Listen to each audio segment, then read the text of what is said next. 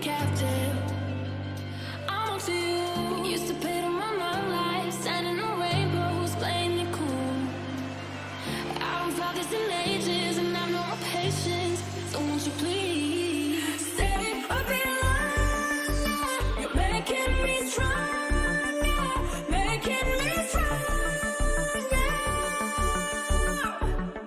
Stay a bit longer. You're making me stronger, making me stronger.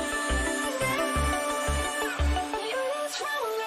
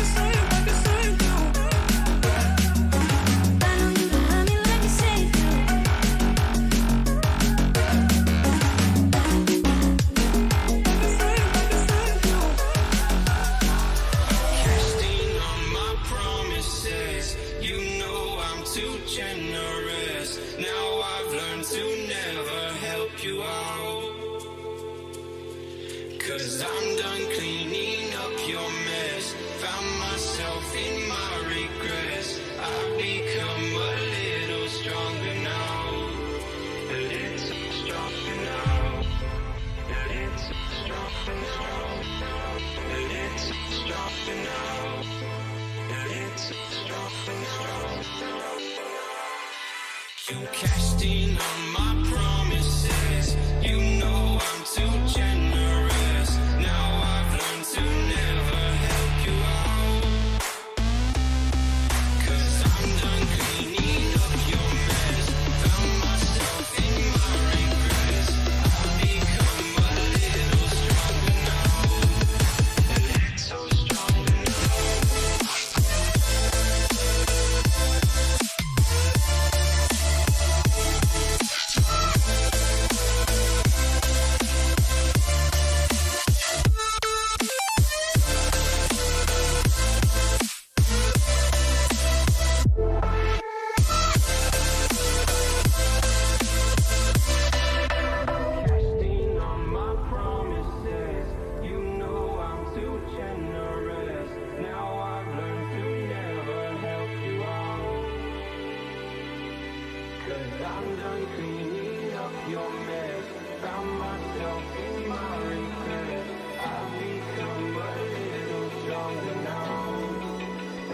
stronger now.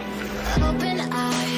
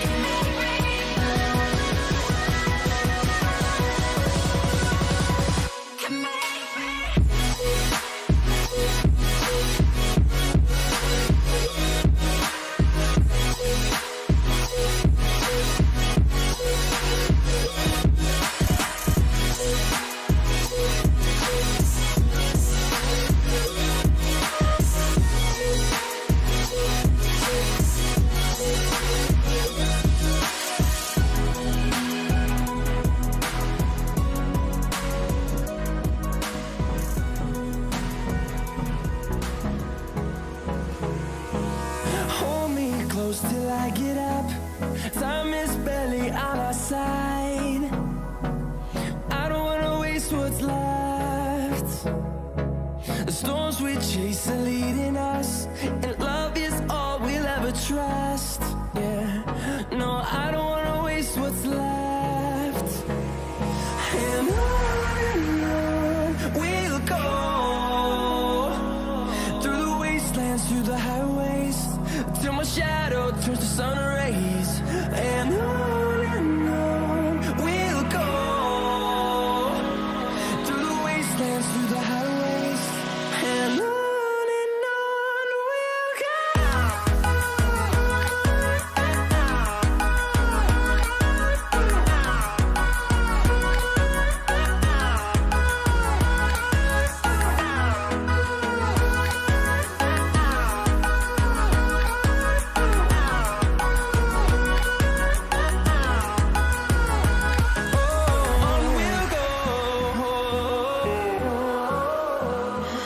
What does perfect even mean?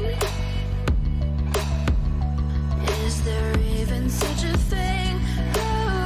Ooh, can we switch up all the rules and imagine a utopia? Darling, I'm just so fed up with these expectations. They keep weighing me down. My heart is begging me to get the hell out of my head. I'm gonna live inside the upside down for a minute and pretend, honey, I'm a perfect 10. Whoa, whoa, honey, I'm a perfect 10. Whoa, whoa, and if I say it enough, it gets ingrained in my head, and I start to see, honey, I'm a perfect 10. Honey, I'm a perfect 10. Whoa, honey, I'm a perfect 10. Honey, I'm a, yeah.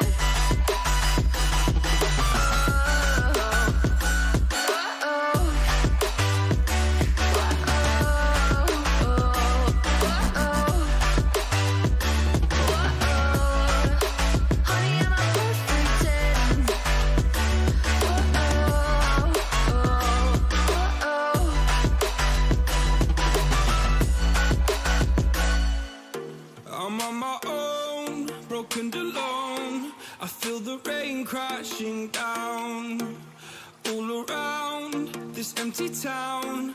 I'm searching for the lost and found, but you don't care, you're unaware. Keep moving like the scars aren't even there.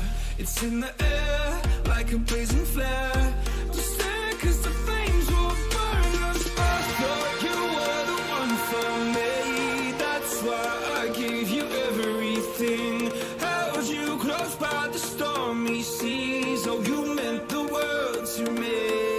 I used to kiss your head when you cried for me. Hold your hand while the pain was over. Keep you warm by the roaring sea. You meant the world to me.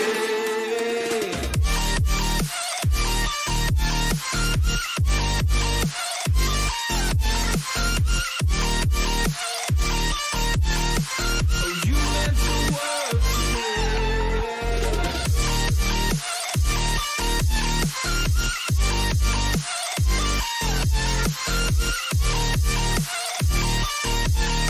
Oh, you meant the world to me. My darling dear, you're never here. When I'm in pain, you hide and disappear. Like shadows in the atmosphere, charting the stratosphere. Yeah. I prayed for you and kept you near, in hopes you'd chase away my fears. I'm on my own, you made it so, and now I'm chasing nightmares through. I used to run with you through the great big leaves, laugh at you when you laugh at me. Hope for us because I believe the home was just you and me. I thought you were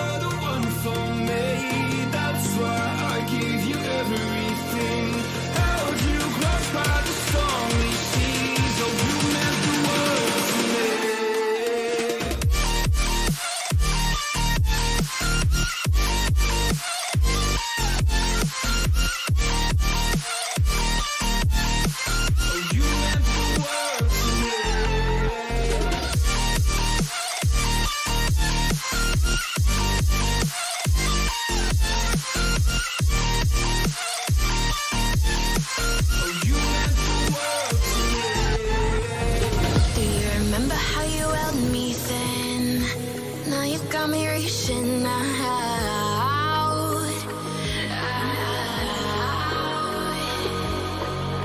And do you see you got me falling in more times than I can get out.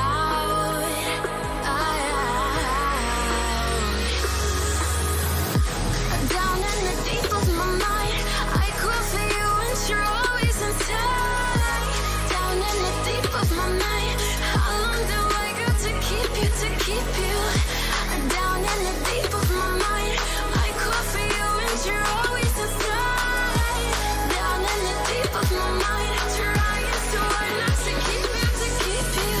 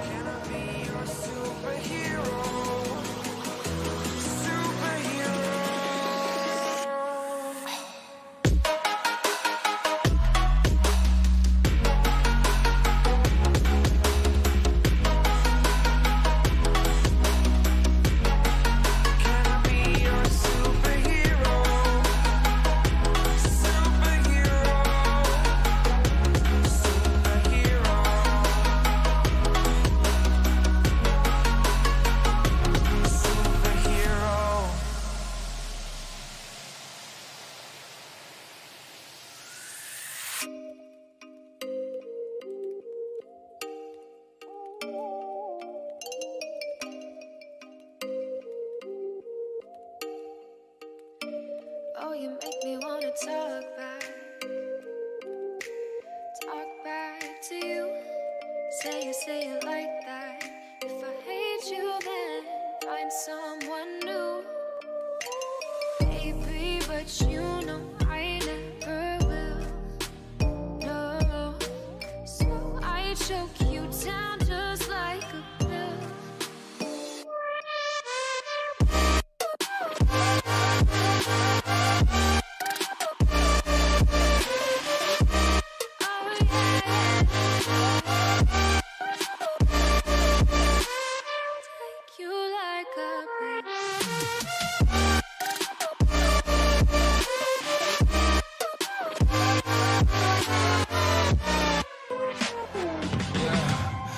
Never ever find the right words, and there's no way this is real life. There's no telling you're the right girl, so I can only say that it feels right. It feels right, it feels right. Yeah, I can only say that it feels right. It feels right, it feels right. Yeah, I can only say that it feels right.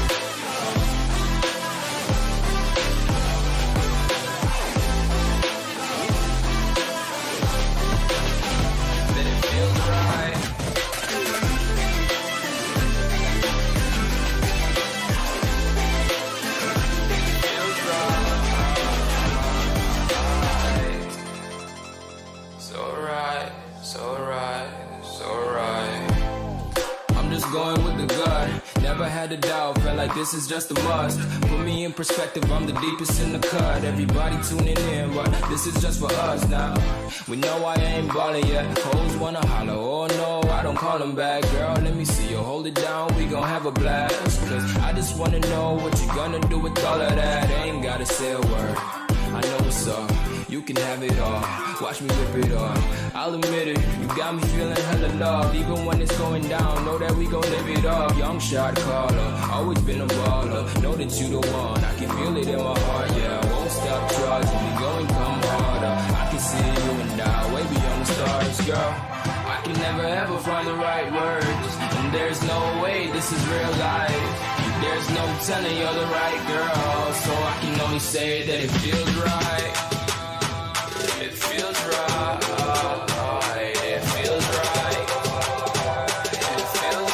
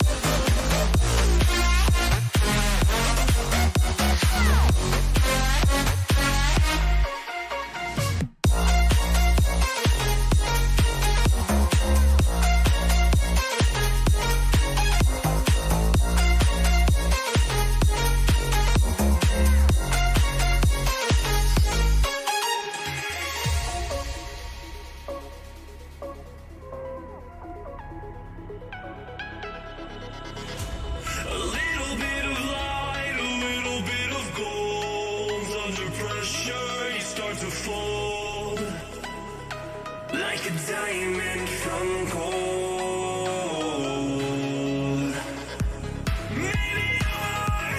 Maybe you are something I cannot define. Maybe you are the fallen kind. I leave them with violence, the silent side of me. We see where fire starts to breathe. When I would lay in silence, the voice inside of me made me lose my mind right.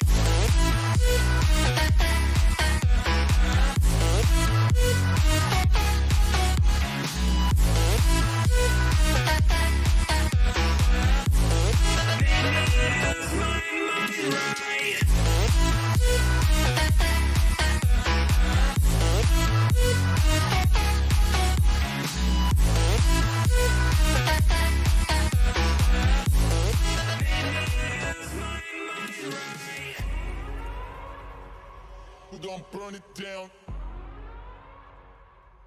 Burn it down. Hello PUBG Esports fans. PUBG Continental Series 3, our very last global PUBG Esports event for 2020, kicks off on November 5th, and like its predecessors will feature a Pick'em challenge full of hot new rewards. This Pick'em challenge begins on October 28th for PC, or the 29th for console players, and lasts for 3 weeks, closing on November 19th, right before the final week's match begins. During this time, you can check out real-time tournament standings, information on participating teams, and player stats in the Esports tab in-game. You can also get some information on how teams performed from regional qualifiers, and even which players to put your eyes on. So get the information you need here and increase your chance to win. As before, the challenge has 2 events, Pick the Winner and Team Face-Off. Pick the Winner lets you predict the overall winners from each region. Placing a vote here requires a voting coupon, and you may only vote for each team once. Successful predictions will earn you 100,000 EP per region, for a maximum possible 400,000 EP and bragging rights if you manage to guess them all. Voting coupons can once again be obtained by purchasing PCS3 items, up to a maximum of 14 coupons. You can also get a free coupon by watching PCS3 live streams, which we'll get into in a moment. As always, your purchases directly support our great teams, with 25% of PCS3 item profits distributed to teams across the 4 regions. Profits will be split between supplementing the overall prize pool and being distributed equally among participating teams. Show your team spirit and increase your chances to win by picking up the new PCS3 gear. Our second game is Team Face-Off, a free way for you to earn EP by picking the winner between 2 rival teams. You can make a pick for each face-off without any coupons or purchase necessary. EP prizes here are once again weighted based on how many votes each team has gotten.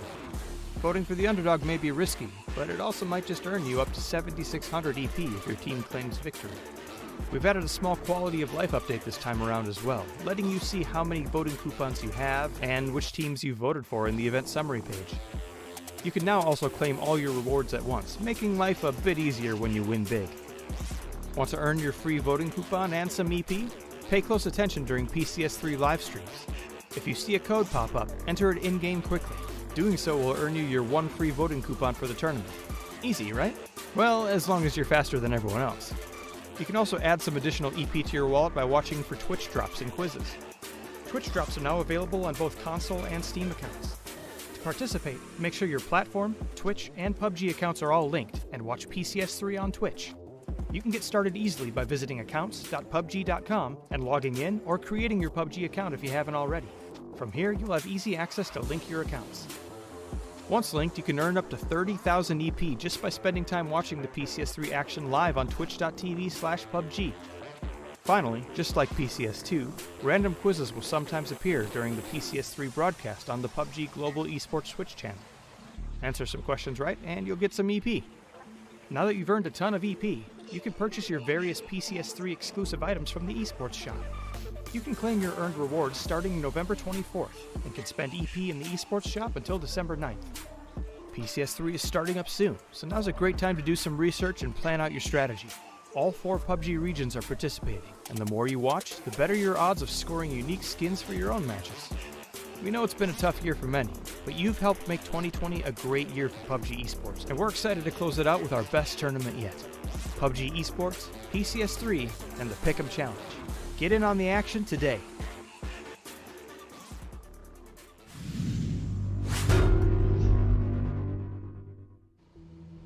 Ense probably just gonna play the north building. What if Ense has everything from them? We need to take something from them.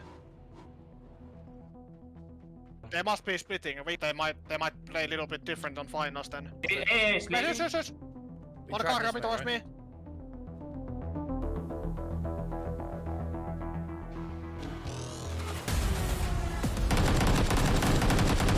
He's on me.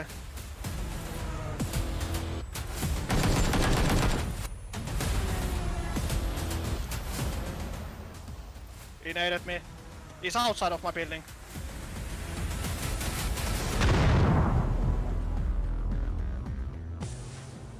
We are gonna be late. Yeah. Yeah, coming to help now.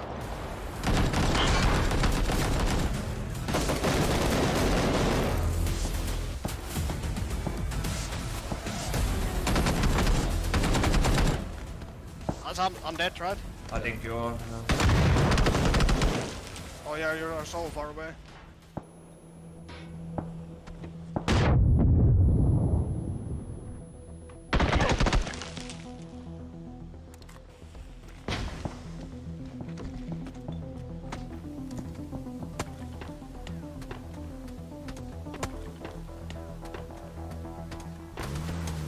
Oy yumruk geldi. Elf kayıp, Omeken kayıp, ikisi de kayıp. Hey, go to green if they're all there. Direkt bizde bu. Yandan geç o taraf. Beni yapışıyor. I'm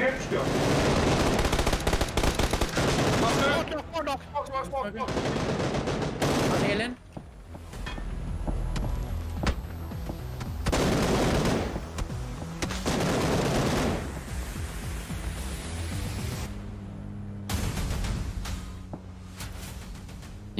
Не спеши ты соло. Там хорошие ноги там.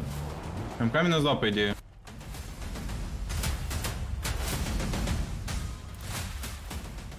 Один на метке. Тебе хай кинул.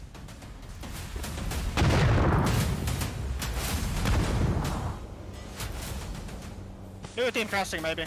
No, it's same team. Один в однушке был, один в меньшине. Ангар целит, если что. Я тоже подъезжаю. Попадаю. Макин уже двоих убили, правильно? No, it's a different team.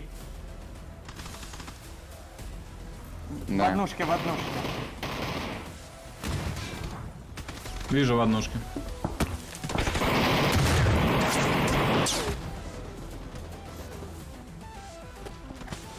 Подходит, пушит. У меня, помогите. Убил. Yaya gidebiliriz aslında da çok Yok. free de olur. Olmaz. Aha 2 nak var oğlum. 2 nak gidelim mi? go. Gel gel. NLT 2, Omaken 1. Orada smoke'ta dikkat et. Oğlum Smoke'ta iki dikkat et. katlı ev görüyor. Tamam. Molotof'unuz da var abi. At, nade at. Накидайте много смоков. ангаров. Eve dikkat et. Evin dışında biri var. Kanka sıktığın adam var. А первый зашел.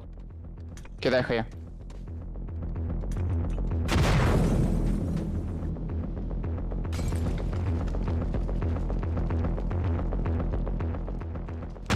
Один на метке остался, Остова, если инфа. В доме он. Уже в доме. Их всего двое. Окей.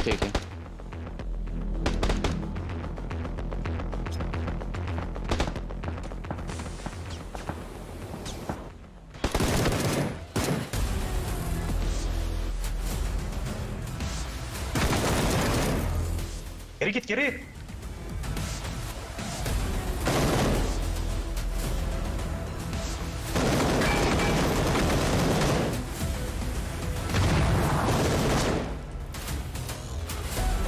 Kafa gel sen kafa gel.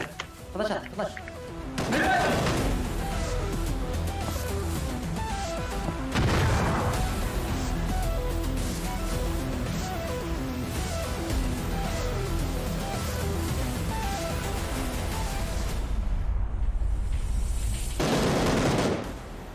Evet.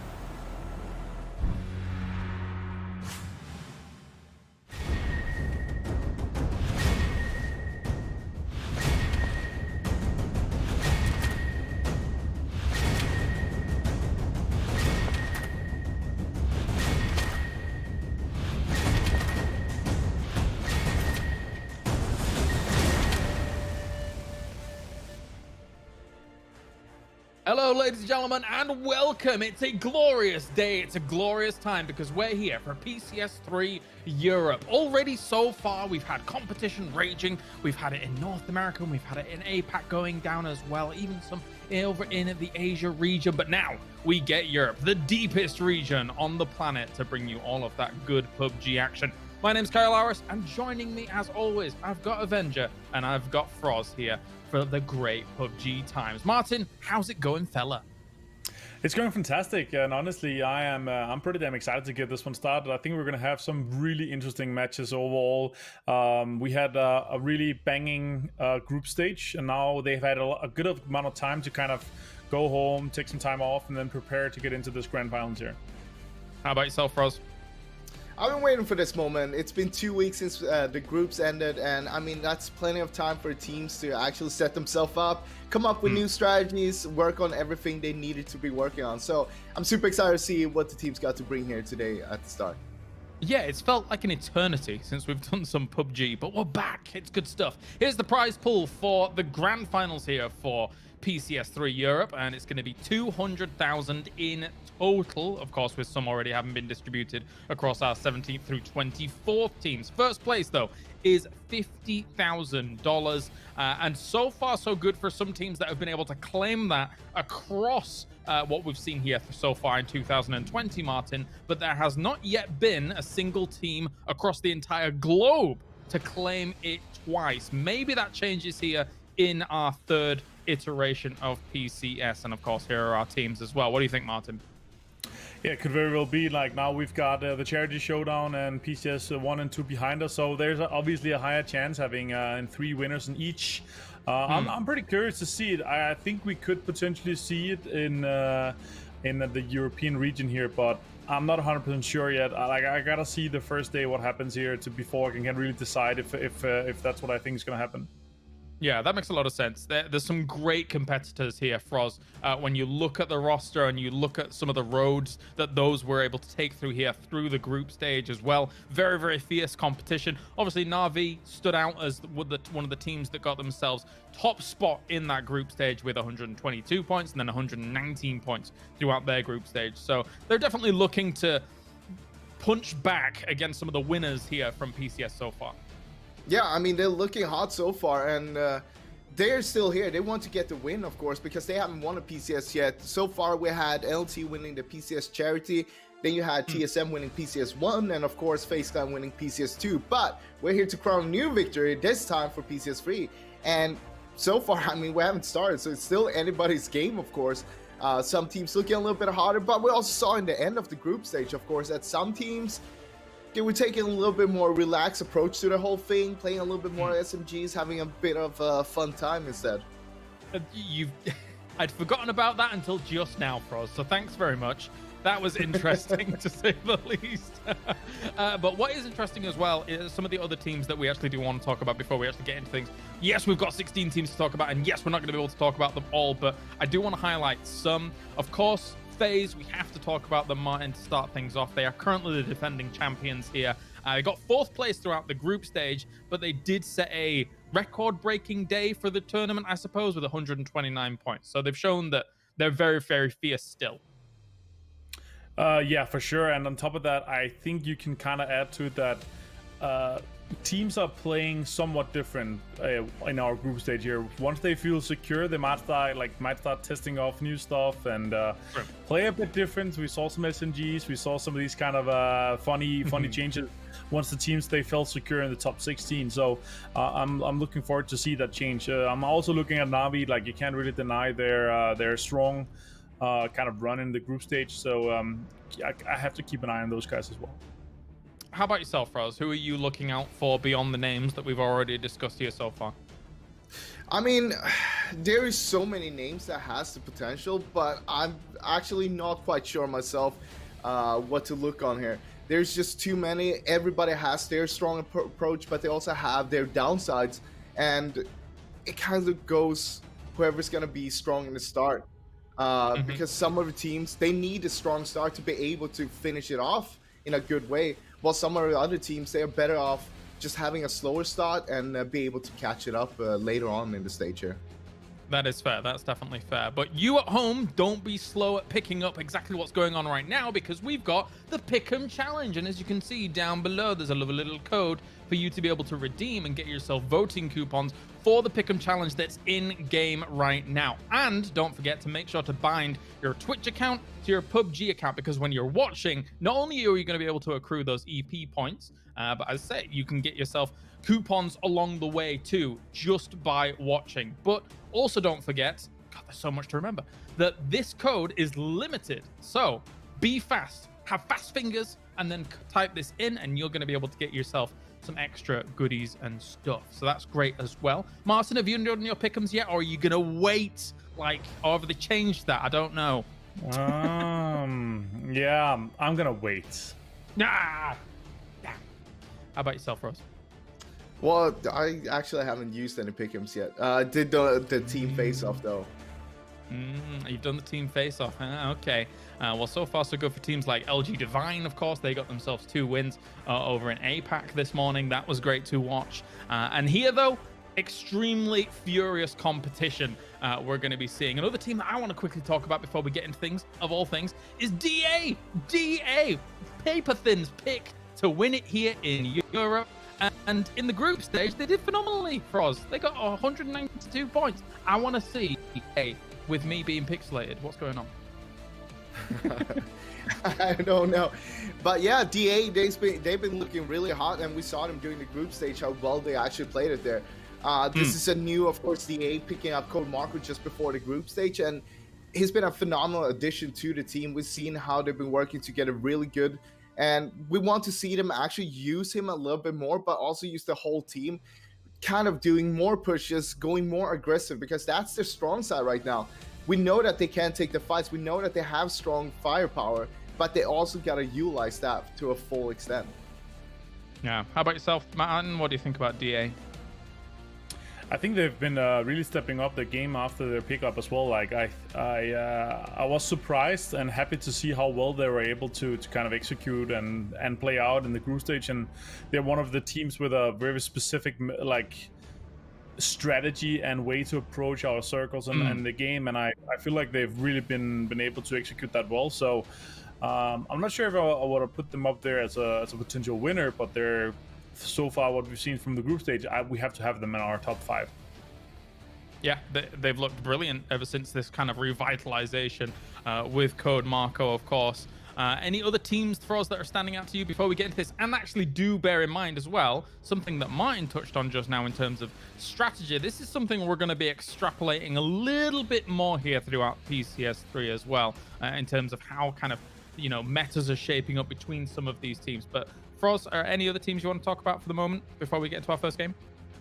I think TSM is a good team to talk about.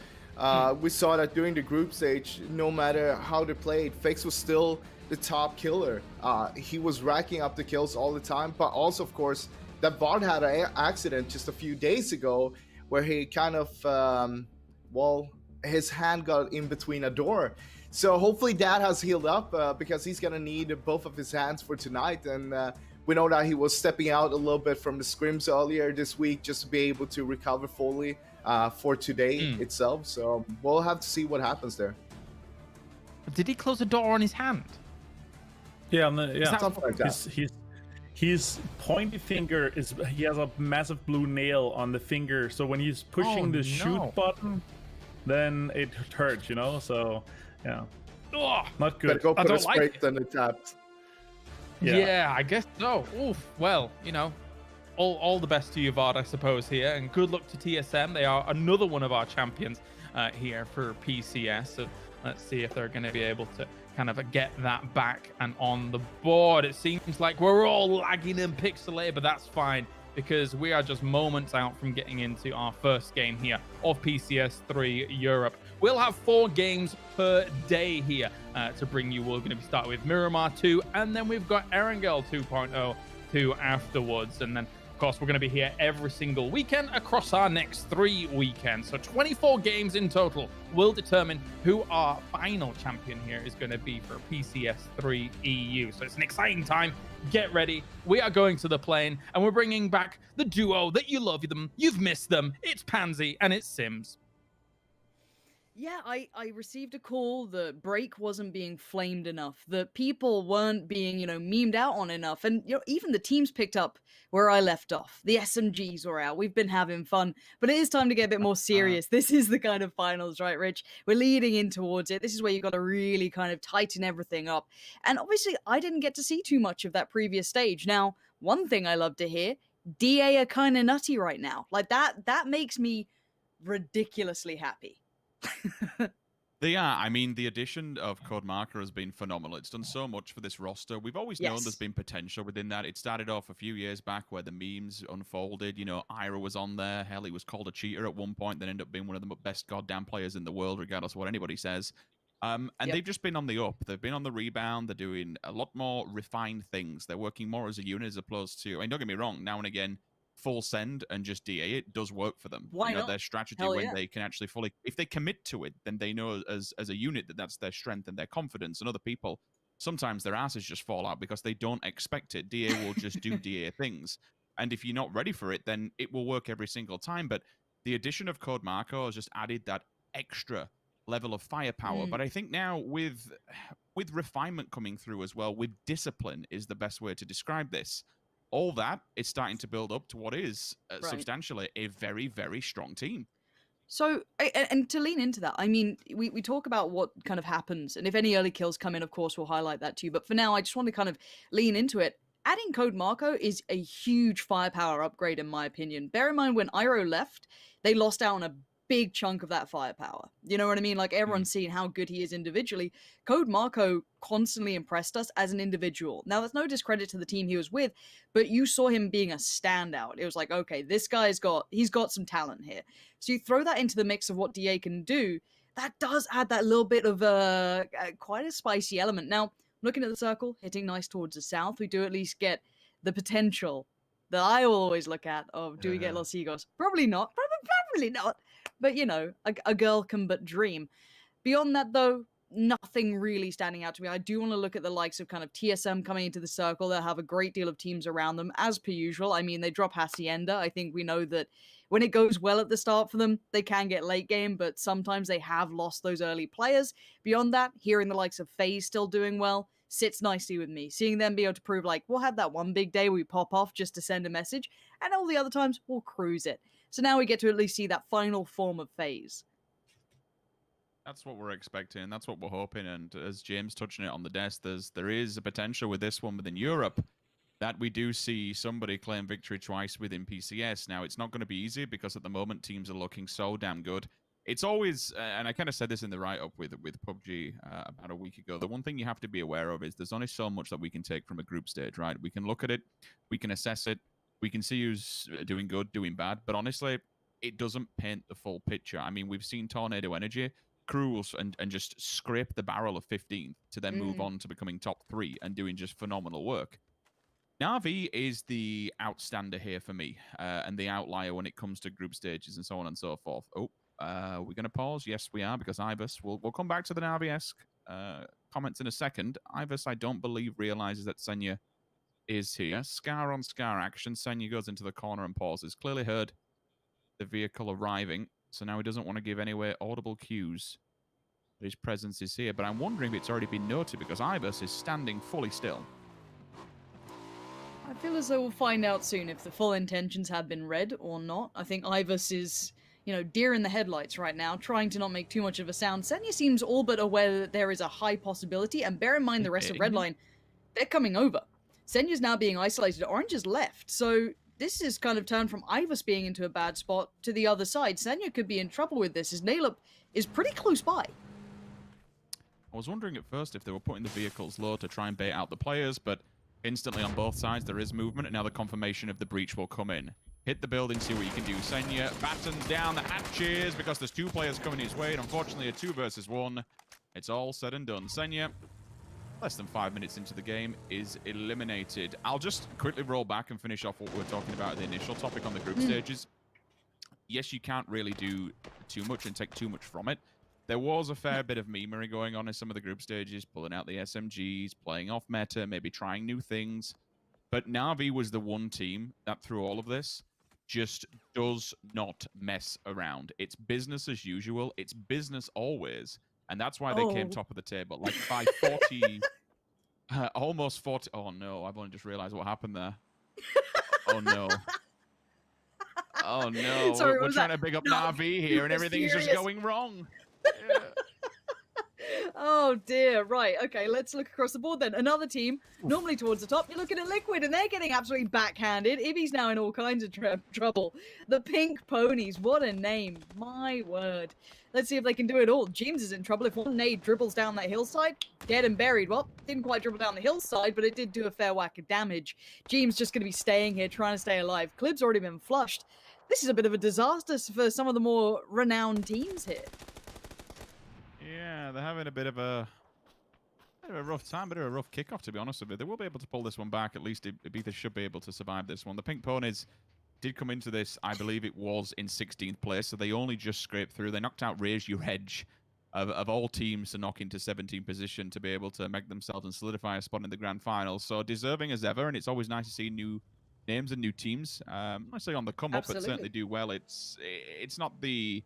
You can have wildcards that just pull it through, because we know what happens in PUBG. In any given Sunday, you can just have an absolutely belting day that goes your way with the circles and everything else. But still, to be able to make it out of a 2014 group stage, it does... We have such a big group stage to show consistency, right? And to be able to make it to a grand finals, I'll always say this, every team is deserving of their spot. So congrats to the Pink Boys. It's whether or not they are going to be able to stand up to the test of this level of lobby, because there is some insane teams, and this is the best that Europe has to produce. Yeah, and honestly, for the state of PUBG and for the sake of, let's say, the competitive scene, seeing new teams coming in is excellent. That is exactly what you want. It proves that there is, beyond just that top tier cusp, you get a lot of competitive teams, and I think we know that now. If all of you, I see a lot of familiar faces in chat, on Twitter constantly, checking in, keeping up with the scene. You guys know that the scene has some depth to it. It's one of the brilliant things of PUBG, but to see it bleed into this makes so much sense. So it looks like a bit of a north-south divide so far, and where teams are kind of deciding to head towards. Some around the more, I guess, west side of Los Leones, some mostly on the coastal side, kind of that red line, Na'Vi, FaZe, Omakon area, and just a reminder of the car boop. Feels pretty bad for Na'Vi. Pretty rough start, all said and done. I think the fish just says, it does, eyes to it? the sky, just think, oh well, it is what it is. We'll just carry on. Yeah. I think we kind of call it time and time again, but I feel at some point, well, it always happens at PUBG that we end up repeating ourselves. But I still have faith in the players and members that are left on that roster, regardless of what you say. Like Tab and Best, they can make something out of pull it. a top 10 finish all day long.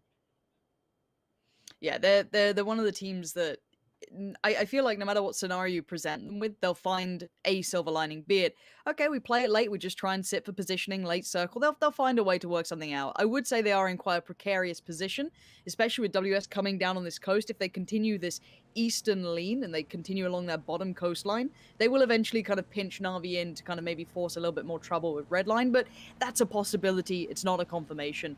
Now, as we can see, the boys heading on through. They are way over towards the western side, coming on in. They're just behind Tornado Energy, and it's very strange to see James not hyping up his boys. He's joined me in the DA camp. I don't know how to feel.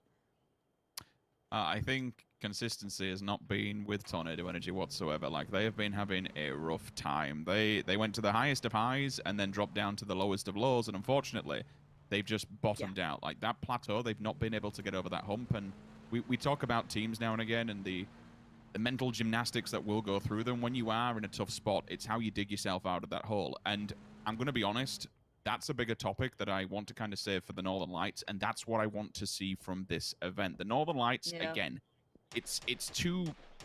I don't want to sit here and say, yeah, they came second in group stage, yeah, they're going to win everything because of everything else that was going on. People were memeing, people were having a bit of a relaxing time and taking it easy.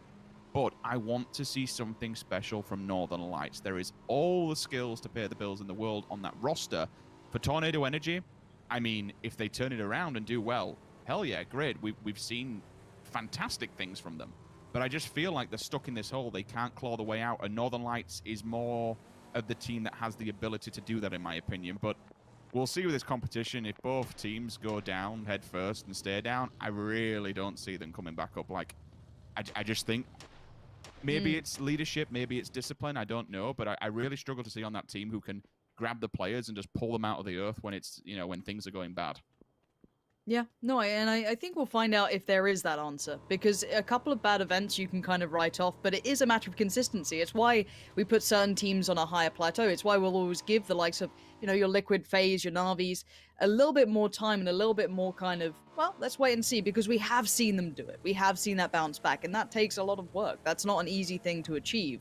So again, that's neither here nor there for now. We do see the circle heading back up towards the more northern lean. And that was kind of I wouldn't say a 50-50, but it was a divide. Some opted for the south, and this means the northern teams do get to maintain position. So people like DA, Bystanders, TSM, Northern Lights, pretty happy. Probably the happiest four there could be. They sit in the most primed positions. That infamous road that leads out of Los Leones, treacherous as ever. The highwaymen on the way, but... Beyond that, Shift W. Always love the fact that we still see them kind of in that northwest spot around Los Leones. Something that, roll your minds back to, you've seen that for a long time coming. Very, very accomplished within that area. So, plenty of danger. The western side now of the circle, on the very cusp of it, is going to get pretty treacherous as well. You've now got a lot of the teams who are stuck in the south taking that longer route, but there's already teams out there playing that edge game, playing quite slowly around it. Another strong position, though. This church is a wild one. Look at the high ground you have to operate with all across that eastern lean that's just off the screen for now, but it's where DA, TSM, and Bystanders currently are. So you will see a lot of, posturing shots, a couple of pot shots coming out that will definitely do some damage if they do land. A circle like this is extremely difficult to predict where it's going to go to. I mean, at the best of times anywhere, but with something like this, when you look at it, you can just stick your finger on your screen and pick anywhere, because it's such a large area where we see circles ending. The problem being with that is that there's very limited amount of movement. So I'd expect to see quite a lot of teams on the next circle at least maybe stay towards the edge. You don't want to go dive bombing into the center. In case someone's there. The large fields will just allow teams to mow you down before arriving. If you do arrive, they're just going to lowball grenades at you and basically be prepared for your arrival. That's the one really bad part of these circles, something like this in an area. All these buildings, all these compounds that you're going to be trying to fight from the next circle are very wide open areas. Nade comes down, kill's finished before it lands. Bye-bye Squeaky. Gypsy and Vasco pick up a point between them. With it going more towards the Picado side, it does leave that little bit of a crossroad in. There's still, like, for me, when I look at this, the south side of the circle is a hot zone. Where DA is, between them and bystanders, we see circles every single day of the week. Up towards Picado, it becomes a little bit more harder. You know, in the north, there's a lot more open area of where circles could be heading. You may see Shift W try and just kind of tuck themselves into that little barnyard where Brexco may be, which gives them a good overview, really, of what's going on in front of them. But again, the deeper we go towards, or the further we go to them, the deeper we go towards the center, the harder it is to really find a good place to stay. At the moment, for everyone in the south, I'd feel a lot more comfortable sitting there and waiting this one out. I guess it's that, what do you want to plan on? You hope that it stays south, because if it moves north and you're in the south, that cross is potentially death. I think TSM will be loving this. Same with Northern Lights, because they've already got a very early 2-2, unless they get crashed. Bit of a touch of contact here. Example, one of those individuals that certainly has a reputation to not be messed with, but a nade could put him down either way. Just through the gap, gonna post that one. Does manage to find a touch of damage, but doesn't take them down. Now with Quizzy joining in, WS going to be put on notice, and look how isolated Maxi is here. Now that's a bit of a problem. If they get an off angle, he is stuck. And speaking of problems, Jeems just went down, and so did Ibby. Liquid looked like they could be first out here. Going down. Comes down to Mexi to try and hold the line. He's got plenty of players and so many multiple fronts, though, and you are correct in stating it. Unfortunately for Liquid, we see the number 16 quite often, but again, it's not a full telltale sign of how this competition's going to go. We've seen them rebound and bounce back from worse things, to be honest with you. They've been in 16th before. They should know how to deal with it. They are one of those teams that can just kind of brush it off and crack on. Maxi is creeping. Nade goes in. Would expect damage to be done in such a small area. It's whether or not he realizes tucked himself into the corner. He'd have to definitely hear the first aid going off, so he knows that his presence is still there. With the sound of the grenades cracking in the distance, though, it depends how much information Tornado Energy actually have. T-Bone opts to switch to the Mini, as he's actually got shots. The worrying thing here for T-Bone is that was from a different team altogether. That's a very open side on his right. You're right, and that's what I want to highlight here. Keep in mind that they're going to have two fights on two fronts, and they're very split apart. Now, Paige is going to keep eyes on Ents. If they come through, they'll probably call that out. And then you're going to have T-Bone dealing with the other team on the other side. Now, back to the fight we were kind of looking at before, but a third party's joined in, and this is Na'Vi. Now, keep in mind, Na'Vi took an absolute battering at the start. We saw that Senua was lost, and Orange then kind of got caught on the way down, but Besto's still finding value. This is why we like to watch Na'Vi in these scenarios, because they can always still do damage. And maybe they could capitalize a little bit on this scrap going on, because Tornado Energy just got Melman being knocked. So they've got 3 up and standing, able to still take a fight, and it's a worthwhile fight. They don't need to move, they just need to be careful, because you know there's going to be a clear coming soon. People might crash this, so you've got to be very cautious. Keep yourself on a swivel here. WS are in danger. They're down to 2. 2 of their players being flushed. Maxi and Offstring leaves Kemba and the Wanderer kind of back to the wall. They've lost the ability to take a proactive fight, and they know that there's a third party watching their side, so even less angles to operate with as Na'Vi kind of snaking around trying to find new angles to be a bigger threat with.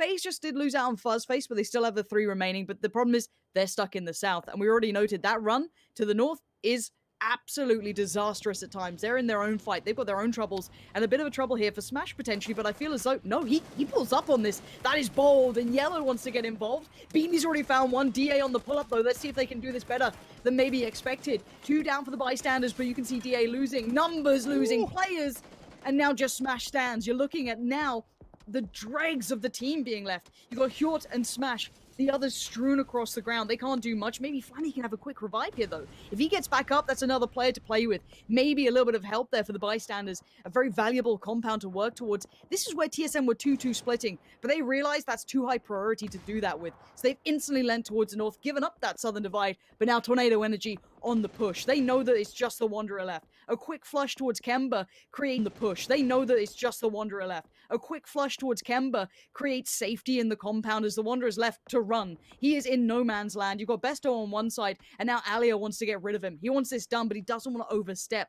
So again, if they push out from here, they become vulnerable themselves. They may opt to just stick where they are, control the compound, and let the Wanderer leave into the distance. Now, there's two things I want to touch on briefly. It's going to be hard given how much action's about to kind of kick off. For this fight that's going down now, the one team that benefits most is TSM. Not only is everyone else just eliminating themselves and essentially just dying before they even arrive at TSM's position. All the shots that do come down from the distance, and there is two teams in the distance shooting towards this, they get all that info. Now, Ira going down, it's not a big problem in theory because he should be revivable inside the building, but they are gathering so much information now. They are making note of maybe 5, 6 different teams' locations, and they're just preparing for them all to move across the road. Eventually, when they do, this should give them free points, give them free kills, and it should be not necessarily a GG, but certainly for this side of the circle, they will be able to dominate. Now, on the opposing side, the fight that you saw go down between WS and Tornado Energy, that was a very important fight for Tornado Energy to win. Because of the circle moving towards the north, that encapsulates all the teams that are going to be working around them. It's the perfect position that they want to be in. Tornado Energy taking control of that gives them such a grapple now, a massive grasp on the northern side of the circle. And there's so much room around it. We'll move to a different fight. This is a third one. Omicron have pulled in. The pink ponies, they have to be ready for this. All the nades and utilities is going up. It's only flashbangs for now. It is a bit of a warning. With the flashbangs, you need to be ready to encompass and use on that. Push in when the arms are up in the air and they've no idea what's going on. But it also just annoys them. It disperses them and allows AIM to get up close and personal with the mollies. Push them out the back, burn them, do damage, and let the rest of the team join you and maybe flush them out. Yeah, I do want to see how Oma can try and play this, and I guess getting a pick on a team that isn't the one in front of you is not the way you'd want it to start, but you'll take that regardless. Na'Vi holding on to very fine margins. Tornado Energy continued their push. They left the vast majority of the compound, leaving it just to Melman as their safety, as their fallback, and they want to get rid of Na'Vi, and that's probably a good idea, but easier said than done, but Tab has fallen, so it is just Besto there now, and Tornado Energy will continue their sweep. The Sauna boys, they're down and out. That's going to be 15th for them. And we now look at the new circle. Northern Knights shifted away from that church. They were currently up where Redline were. They moved into a better position. They've hedged their bets, and it's paid dividends. Them and TSM, happy. Etiquette, happy. Omicron now need to clear this, but look who's in the smoke right next to them. This could be a problem. They have no idea. And it's who sees who first as T-Bone who wins the fight. So a quick clear on that. T-Bone up towards the wall. Walking through this systematically, but now a push on the other side. Chris is now turned up. Kiliakai's not far off, and now do they know this? Do they have an idea? They've got to. The kill feed's going to display it. T-Bone knows there's more here to deal with, and now they've swept through one, but they've got to know there's more. On that hillside, there's going to be danger. Rexco and Kiliakai both now have to be careful. Do you really want to go through this? Do you want to push into the unknown? You've already lost out on Chris now. Do you dare go for more? Can't believe how crushed the ponies got from two different sides, two different teams. That's a chasing nade. If that lands, good God, that was close. It follows him, and he has to run. Get away from this one, Brexco, with no health whatsoever. That'll be an easy kill if one more shot comes through. Zocca's there to receive, and they do have the vehicle, and getting inside suggests that they're going to be on the move. Circles on their back, and they are forced to move back down south, actually. This position was good for all but a moment, and give them some time, but they did, I believe, lose a player in that last engagement. I certainly saw Chris without much health. Regardless, they'll take the hillside. Besto in the distance. Is that a bike? It is. His position will definitely be noted. It makes a lot of noise. Between a rock and a hard place with Tornado Energy in the distance as well. They'll get a quick view onto this one. Gustav, I was about to say, FaZe are going to have a team up against the wall with Marv going down. That gives them the man advantage at least, and probably leaves 1 or 2 QBE teammate up on the hillside. I can see him. They're going to have to fight this one through. FaZe will not like to let either get some height advantage.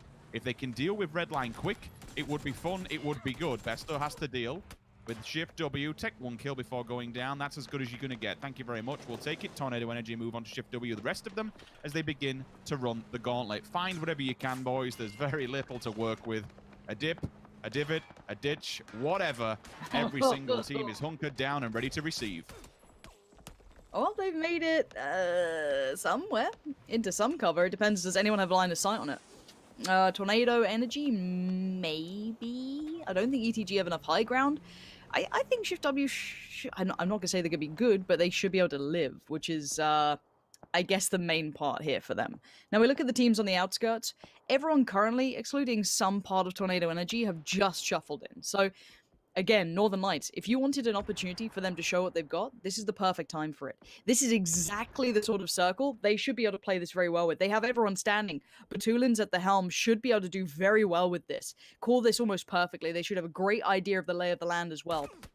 Win streak did go down, so that's going to be them eliminated for now. TSM going to keep themselves very much present in this. And that south side, they are being very diligent with ensuring that no one slips in. That roadside, that little kind of T-junction is going to be so hard to cross. That is going to be so difficult to get through. And every team knows this. Your red line, your phase, DA, bystanders, well aware that that could be the next death of them. So with 10 seconds to go until the circle moves, that's going to be the biggest challenge now. Seeing something I haven't seen for a while. Or maybe we saw it through group stage, but this is reminiscent of how Northern Lights liked to play. They've been quite quiet throughout all of this, but right now they have the best position on the map.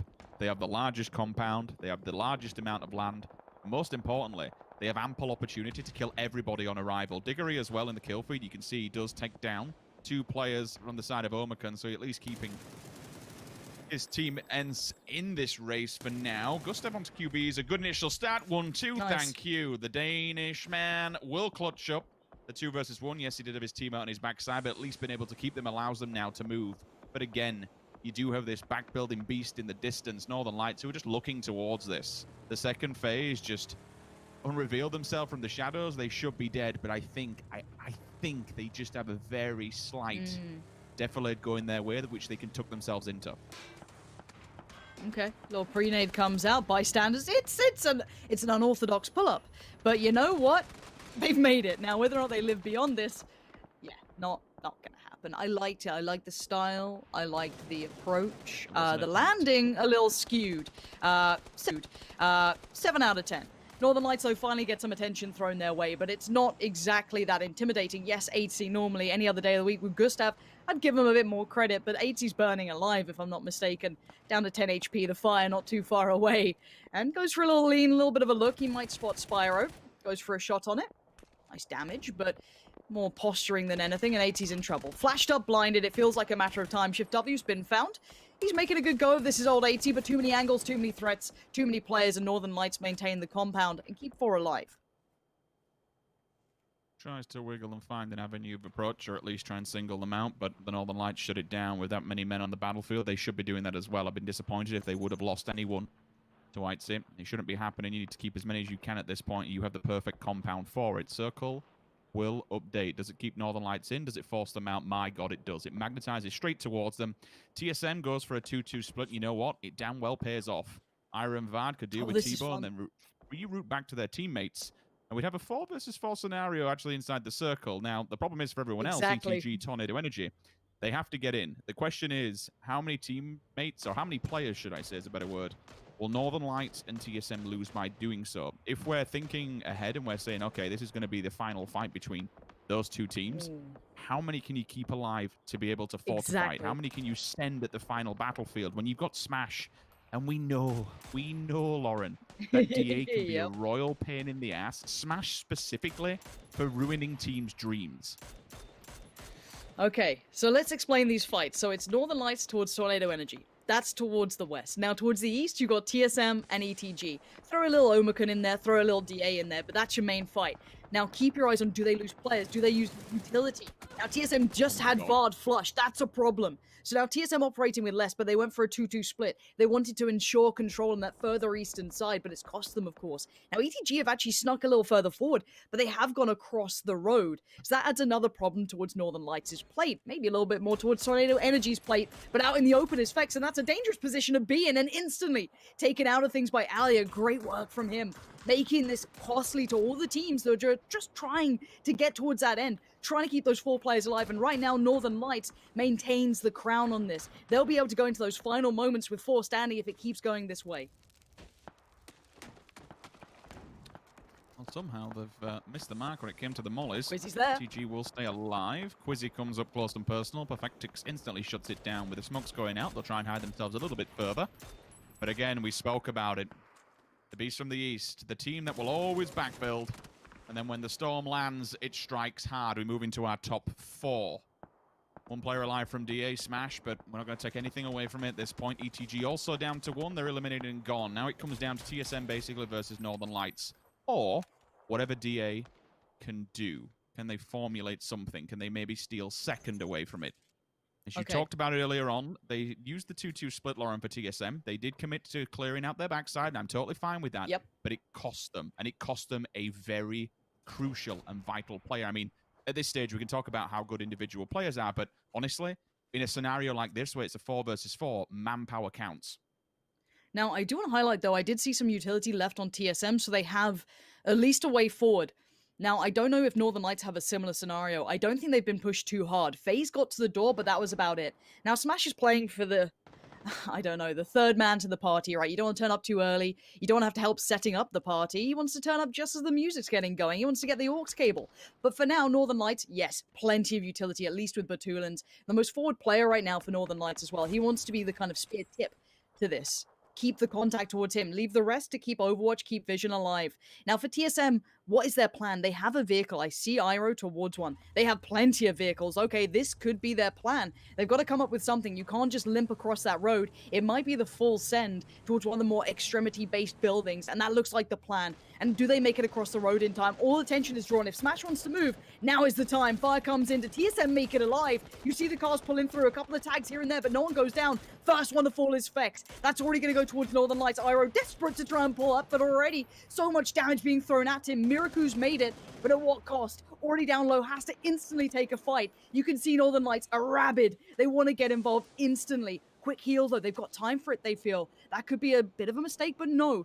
Miraku has taken his time. Fex crawling forward. You can see all of Northern Lights now coming across. Fex looks dead in the water. I don't think he's savable. He's not. Good nade, though, as that's going to keep at least some the Northern Lights back, but this is close quarters combat. This is right up in your face, and now Iroh's gone. This is looking dangerous. You still have Smash alive in this, keep in mind, and he's the furthest away from this, but he's keeping quiet, and 5 seconds until this moves forward. This is divided by elevation, by that verticality. You're going to have the likes of Perfectix, Batulins, everyone's here. Maruku's found one, but there's a quick exchange. TSM are gone, and DA have snuck into second place. Smash has played this so perfectly. He let all that contact go the other way, and Northern Lights, well, we wanted to see them do well, and this is a perfect example of a Northern Lights style game. But can Smash do anything about this? I'm not sure if he can. A couple of bits and pieces of meds left, yes, but so many of the Northern Lights against him, 4 to be precise, and they were exactly where he's at. This looks like it's wrapped up unless Smash can do something outstanding, something almost unseen. Barrel at his side, smokes, mollies. But speaking of mollies, the floor's on fire. Perfectix is at the door. This looks like Northern Lights have him dead to rights. The flash comes in. He chooses the fire rather than the gunfire to come through, and Smash is burning alive. Batulin's a kind man to put him out of the misery as Northern Lights. 8 kills, first place. Excellent closeout for them. We said we wanted to see something special from this team. We said we wanted to see them return to greatness with an 18-point game to kick off day number 1 and game 1. Like, that's how you want to start this journey. If they want to be a back-to-back winner, excuse me, not back-to-back winner, but certainly a 2 times winner throughout this PCS competition, this is the way to do it. I mean, even to the point at the end where it's like not taking things stupidly. They're still taking it serious. You saw the team, all of them, just encompassing that entire wall. The flashbang off the back of the door to bounce it into that room and then peek overwards, even the point where it is like, you know what, let's just go towards the fire because nowhere else really to go. But still, that's this is it. This is the way to kind of start the journey, and I want to see more. Yeah, it does feel it, and I'm so glad you highlighted that. Crossing the T's, dotting the I's. They're not leaving anything to chance, and I love that approach, and I'd love to see more of it. But going forward, there's a lot more to be seen. That was the first look back in at towards the more serious end of this. As you guys said, groups, things got a little bit funny. There was some funny business going on, but there's no room for that anymore. This is the business end of it. So we'll head back to the desk to break everything down, and I'm sure now they can focus in on those teams they want to talk about, because I'm sure there was so much to be said. That's right. Northern Lights get themselves the victory swiftly off the back of holding down, hunkering down strong. 8 kills going their way as well. I've got Avenger and Frost here with me to start things off. Avenger, Northern Lights didn't have to move much, but were able to do very well off the back of it. It's a long time ago since I've seen 4 out of 7 circles. This was unfortunate as well, by the way. 4 out of 7 circles go north or northwest. And Northern Lights, they were just laughing. This was also fantastic. I love that. And here another thing is Pink Pony, they're playing in kind of these off situations. Frost and I were talking about this. Liquid did not expect anyone to be there, and boom, we just see Pink Pony being there up in the top. But overall, a very kind of ping-pongy game with circles going very edge heavy and mostly to the same direction here, forcing a lot of teams to send it, forcing a lot of teams to do some desperate moves. Yeah, Frost, thoughts? We saw early on, actually, I think around circle 2-3, we had a few teams that was taking their ground pretty early what they wanted to play from. Etiquette, TSM, NLT, 3 of those teams. One thing NLT did, though, they took 2 places. They did a 2-2 split. They had 2 guys on the compound where it ended, but they also had 2 guys south of that, up on the hill there, grabbing a lot of information before that, and also being able to hold... What is that driving? Sorry, but they were holding 2 different sides of the road, making sure that they could go to either side no matter where the circle would go. And that's what you kind of want to see. You want to see those kind of splits, but you got to be able to play them. NLT played out very well. Then you have some other teams that we know they like to do splits, but you can't get caught off guard. You can't get crashed by a team without getting anything done when it happens. We saw that happen a few times in the game, and as Martin said as well, Liquid drove into Pink Pony. Now, I don't know why Liquid would go towards Los Leones in the first place, but Pink Pony, they like to play those kind of controversial places where no one else places. So you gotta expect them to be at those places. And yeah, they didn't do that this time. Here's our placements coming in from everything Frost just said. He just criticized some driving, guys, and that's an interesting thing coming out from Frost. Let's take a look at our 1 through 8 as well here. 18 points going the way of Northern Lights, but 13 kills going the way of Omicron Sports, and that was early, Martin, in this game that they were able to get those 13 kills. Yeah, they were able to sit on the eastern side and just take so many kills and steal a lot of kills as well. I really like how they were able to kind of get into a good situation as well with taking down Pink Pony later and getting them into a good spot, push away, shift W. T-Bone Page, no wonder we see them up there and on 4 and 5 kills. Nice to see Battle and Zyro and Gustav on 4 as well. Yeah, we're only 1 game in out of our 24, but be prepared to see these names very frequently up towards the top if you're newer here to PUBG Esports, because some of these guys are able to put a lot of work in, Froz, and it doesn't surprise us that your Iros, etc. are there. TSM, of course, they got themselves, it was a 3rd place. They were stuck in a bit of a rough spot compared to where Northern Lights was towards the end.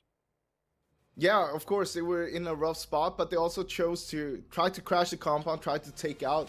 They wanted to go for a victory, and they knew that the only way they could win was to crash NLT and try to take over that compound. They tried to do it, it didn't work out, and of course, Smash, he was lingering around, got his team a lot of placement points there. That's definitely true. All right, we're going to a short break, ladies and gentlemen. When we return, we're going to have our final game of Miramar for the day here, and then we're on to Erangel. We'll see you in a few.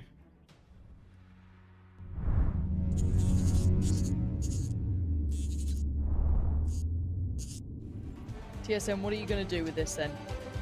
Same with Shift W, but they've got an easier path because they've got Chris and Killikai already across the road. Now, where's TSM going with this? Hold on, this is going nowhere.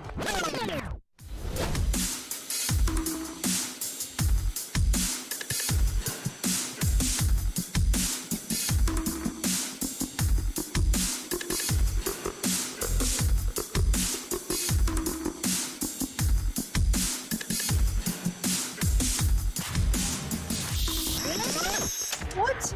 Nades coming out. Liquid's about to destroy these boys. There's nothing they can do. Here comes the fire. It's eliminating the combination. Pyro is dead. The bombardment continues. Goodbye, TSM.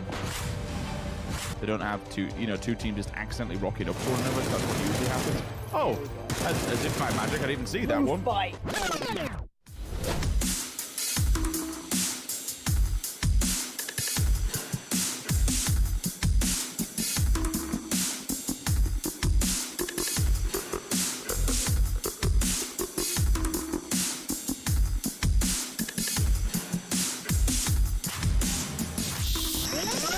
Oh, as if by magic, I didn't even see that one. Usually teams will just bomb it in there, and this time it will be the end of Stealthy. then you're gonna have Liquid getting more kills. Here we go, nades out, it's game back on for Liquid. You better be ready, boys, no damage done, there it is. Ivy towards one. Next to follow nades come in, who makes it through the net?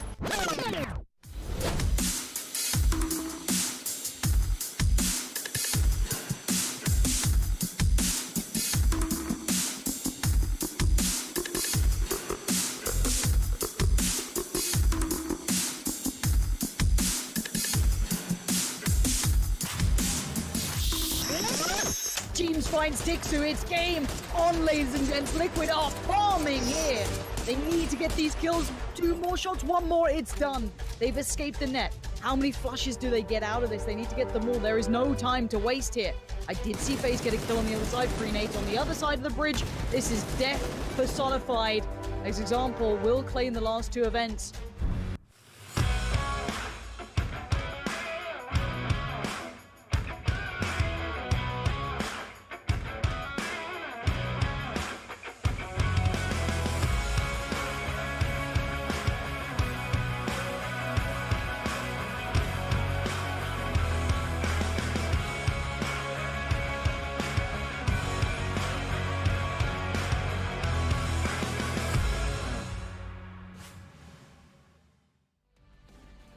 Welcome back, ladies and gentlemen, to PCS3 Europe, as we are 1 game down, 23 to go across our next 3 weekends. I've got Avenger, I've got Frost here joining me. We've already had our first game of Miramar, and whilst we've already got that, guys, it's time to open the treasure trove of Frost and Avenger and talk about some grand strategies, because Frost and Avenger, you've been hard at work. I'll go to you, Frost, to start things off.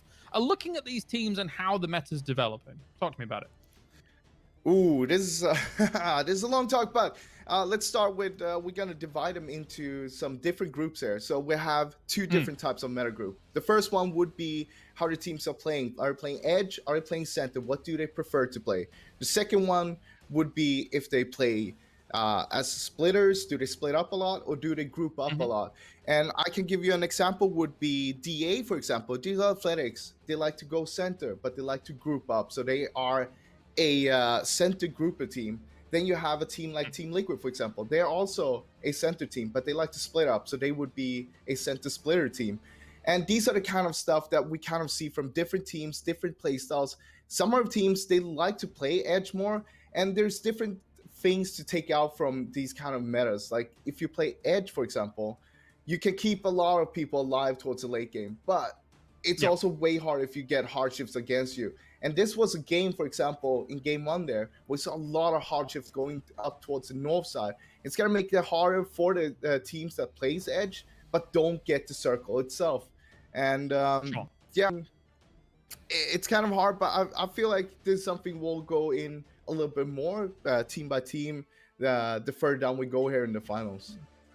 Yeah, and of course, to that point, Avenger, is that whilst, you know, some of these teams like these kinds of play styles, it also certainly depends on how the circle is working out for them. They will take advantage of situations if they find it, for example, like Northern Lights. They find themselves in a great compound. They're going to sit in that for a while and play out from there, like we saw in game 1.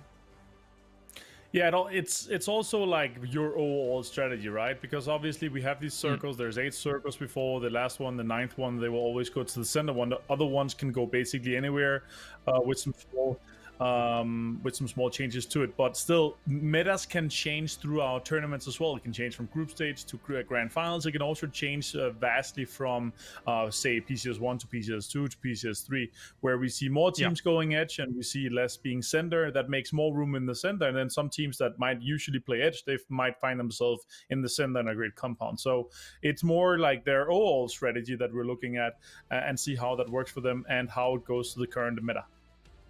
Yeah, we'll keep you posted on that as kind of the tournament rolls on. But of course, you guys at home can get yourself some goodies as well with the Pick'em Challenge. And also, if you use this code down below as fast as possible, you can get yourself some good old stuff too. So make sure to go and do that here. And that's going to continue on throughout every day's worth of broadcasts. And it continues in the other regions as well. The codes that you see below are unique to this broadcast. So, you know, you can go into the other regions, etc., and get yourself more codes as things go on. But keep watching here for PCS EU. We've got a few moments before we into our next Miramar game here. Froz, what are you hitting me with? What's coming up? What are we looking out for? I want to talk about the early game that we saw when Redline actually crashed Senya very, very early on in the game. And that is something that we see not too often, but I want to see that more. You want to punish the teams that are doing, you can grab a lot of points early on without risking too much, to be honest. Redline did lose players on it though, so it wasn't too great of a play. But them crashing there, taking out Senya straight away, they could have moved out from there. Don't go for the loot, just keep on going. All right, it's time to head over to our commentators once again. Sims and Pansy, bring us the plane. I'll try and bring you the plane. It's in the air. It's flying. Going west to Doing east. what It's planes do. flying. Yeah. East to west. Exactly. No one can be mad at this. This is everyone gets a fair shot at things. I guess anyone really far south might have an issue, but beyond that, you should be good to go. I'm probably quite happy for teams like TSM. A nice, easy little, land. No problem. No issues. No harm, no foul. Hopefully no dying on the way to Hacienda. But beyond that, though, kind of recapping that first game, I'm glad to see Northern Lights do well out of the gate, but I'd like to see consistency now. As, bear in mind, I think Martin did briefly touch on it. The amount of northern and northwestern shifts in that circle, they were kind of mad. It was constant. No single shift went south. It was all the way towards the northern side of things, kind of eclipsing over everyone else that was kind of banking maybe on that road finish. You saw a couple of teams certainly sitting towards it. Now, I doubt we're going to get that more than one game. We know what the circles are like. They can be a cruel mistress. So I look to see, can they now find consistency with Northern Lights, and who then does deliver on a more regular basis? We've definitely seen that Omicron are here to fight. These guys picked up, how many was it, 13 kills in game one? So, may not have the perfect ending. They may not have had everything they wanted, but they certainly did very well to get to that position, to do everything they needed to accumulate as many points as they could to stay relevant in this. With the circle being where it is, we could see another game from them. There is potential. The confidence most certainly will be with them, which is kind of what I want to see for a team that I would say has had its ups and downs more recently, a lot of downs. To be able to get themselves back up there will be phenomenal work, and it'll give them that real, that lead at least to get themselves going. Think, okay, we're playing our game now. We know what to do. We know how to get the job done. We know what works, and we always kind of say the same thing. That team that's rather quiet will turn up. Don't get me wrong. If they need to take a fight, if they absolutely need to, if someone lands on the doorstep, they'll take it and they'll deal with it. And usually 9 times out of 10, they'll deal with it pretty haphazardly. But you won't see them going to find a fight. You won't see them challenging to try and breach a compound. They very much stay stationary. They'll have a look at, what's going on with the circle, the position of all the other teams, where the potential is of it going. They won't, and this also another thing that comes into the whole fray of it, they won't dive bomb center until later circles. Eventually, they'll take a prime position on the map, but they wait it out for quite some time, of course, unless the circle's extremely favorable to them. But it's all if, buts, whens, maybes, and whatever works. We've still got a hell of a lot of games in front of us. I will say that for the last thing to really touch on the Northern Lights is that we are in this 4-game-a-day meta. It's short days, it's quick. For a lot of teams, you would say it's quick and simple, but for a few of the teams, they like to get warmed up. They like to get going. If Miramar's your favorite map, you've only got one more left of it, and within a few hours, I mean, even we say this, a few hours work, and it's job done for the day. Yeah, and again, you guys at home have relayed that you'd like the game sounds a little higher. Hopefully we can get that going for you guys. Again, we'll do our best. Sadly, not in our control, but we'll do our best for you. And DA, I'm looking forward to seeing more. I mean, I don't think I got to see that new look DA that, people are quite excited about. We didn't get to see Code Marco late game. It was, a little bit more of a classic. It was a classic look from DA, the infamous snakes out there. But beyond the point, we'll see if that comes through later. That was the first look, and you're right. It's, if you are a Miramar team, if this is where you get your majority of points from, you want to do well out of the gates, which is easier said than done, of course. So hopefully for them, they can kind of kick things up a gear. If there is any teams looking to get those points going early, they get them building pretty soon. So beyond that, though, looking at the center point, ETG, lovely positioning. TSM, pretty quite happy. Shift W, this does open up opportunities, I guess, for the teams in the East, the likes of ENTS and WS. They have a very quiet half of the circle to be looking at, whereas, of course, the West is rife with teams. That's where, obviously, the more central point is, so the vast majority of teams would have kind of landed around there. You're looking at your Northern Lights, your Liquid, your DA, your Redline, Tornado Energy, and then even further beyond that, your FaZe, your Sauna Boys, your Omicron, your Navis. Very, very busy Western side. So curious to see if we see those longer approaches to the circle, banking on the East being a little bit lighter in teams, so you have a quieter approach. But the circle being where it is, kind of anyone's game. We do see ENTS doing quite well traditionally with these circles. If it does go a little southeastern, a little shift down away from where it currently resides. So again, beyond that though, everyone heading through. No early casualties to be reported, at least within the first 5 minutes. And Tornado Energy already heading through that nice little party bus on the way for Alia. Circle, again, anyone's real game at the moment, with it being so early on and not a lot of water in play. There is a tiny bit, which eventually it's going to pull. It doesn't play a massive benefactor, but we always touch on it if it is towards the coastline. With something like this, still cool. Sasha. Spider bike, does whatever a spider bike can. I want to see how far he gets with his cameraman. Stay here. Yeah, just flies. Look at this. He's done this a few times. You play this game, don't you? You've played this a few times. He's put some hours in. He's put a few hours in. Look at that. Bike physics. My. Never heard of it, mate. I am proud of our vehicle physics. Sorry, Brendan. I too like them. Look, I play games with very bad vehicle physics, so don't worry. I actually like them. However, FaZe entering on the western side. No one directly in front of them. DA, probably the closest team, if not Northern Lights, slightly beyond us. So obviously, we were watching Batulin's then scaling the mountain on his bike. Kind of those, I don't know. Look, if it works, it works. Brexico and Redline very close by. That'll be for Shift W, of course. Kilyukai not too far off either, but early scraps, not exactly what you'd be wanting at this point. You'd rather get some sort of positioning. This is still quite close to center, so you've got to bear in mind you will probably have teams around you at some point. So Brexico seems aware of the possibility. Going to play quite cautious, quite safe, but Nailop could approach quite quietly, and that looks exactly like what he's doing. Maybe clearing as he goes, but not too aware of each other, as Kilyukai going to be garnering Nailop's attention for now, as you can see that on the little mini-map there. Have a look around. Won't make too much noise. Just have to be aware that he is in a very open and exposed position from behind, but if they've had the info, if they've done their work, done their homework, they'll be able to realize there is no one behind them. That is the positive thing, at least towards the northern side, water treatment and surrounding areas.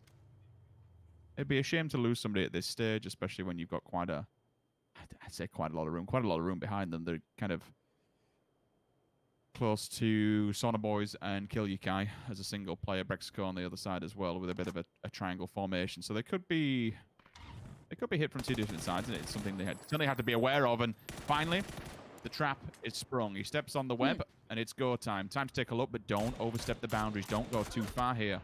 Brexico, there will be return fire. It's there. It's landed. ETG actually loses a player as well, so Shift W again. And this is something else reminiscent of Shift W, where they actually will play solo and still pick up kills, even as individual players. They're more than happy just to run off on their own. They're more than happy to try and take as much land as possible.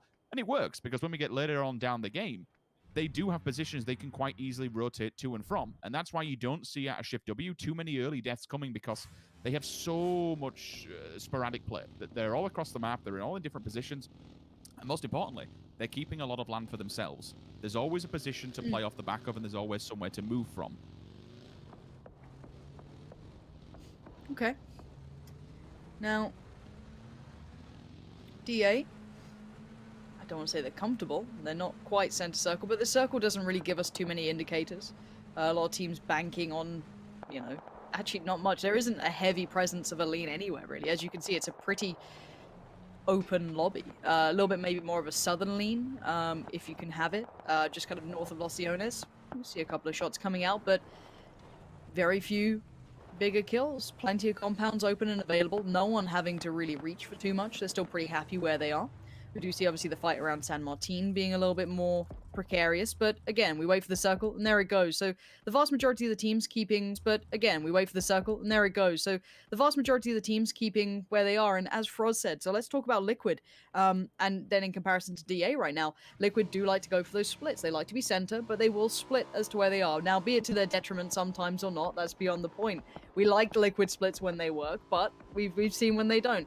However, them holding this much territory will mean they kind of have to be careful on trying to compress here, because there'll be a lot of teams looking for this. So curious where they pick as their center point, and do they stay split? Now, DA, they were looking, not necessarily center, but they do stay as a pack. Now, FaZe eyeing up quite close towards where Liquid are, so this could be a 4v2 if they continue this way.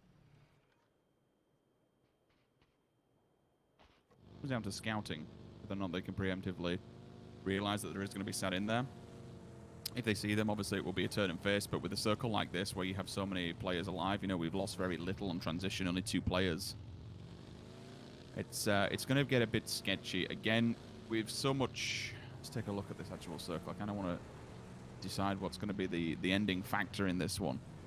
Bendita there. Yeah, from where Graveyard kind of runs down, it becomes a bit more of a problem. Minas Generalis, you will see a lot of people flowing down from that hillside, at least if they decide to take a more of a rotation up on the eastern side. It depends if it goes towards the north. If it goes towards the north, you will have maybe WS, maybe Omicron, who try and take it as a rotational path.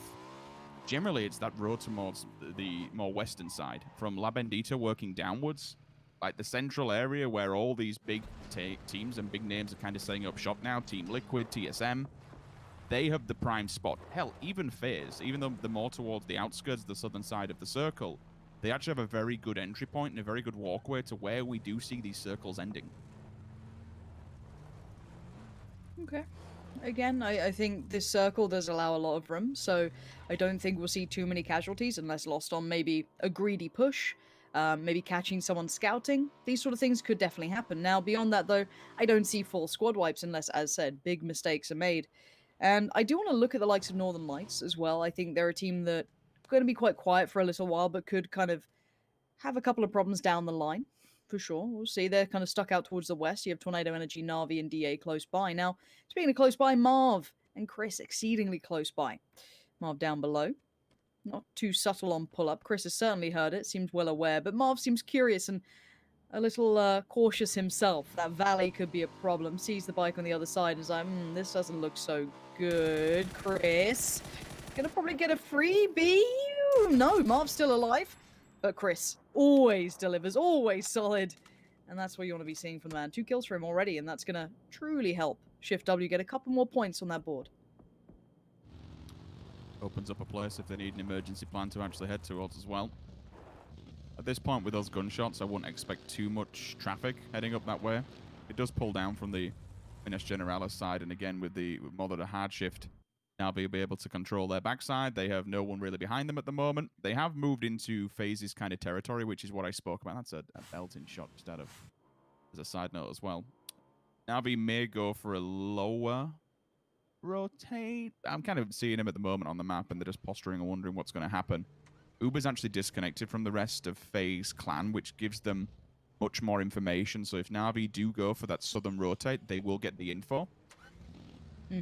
Uber's position is actually really important because it then gives them a look into WS. If he sees a couple of the players stepping in, this is the one good thing that I love about FaZe, and something we see more often than not. It's very reminiscent of them. Always putting one player into like a watch tower, like a guardsman position.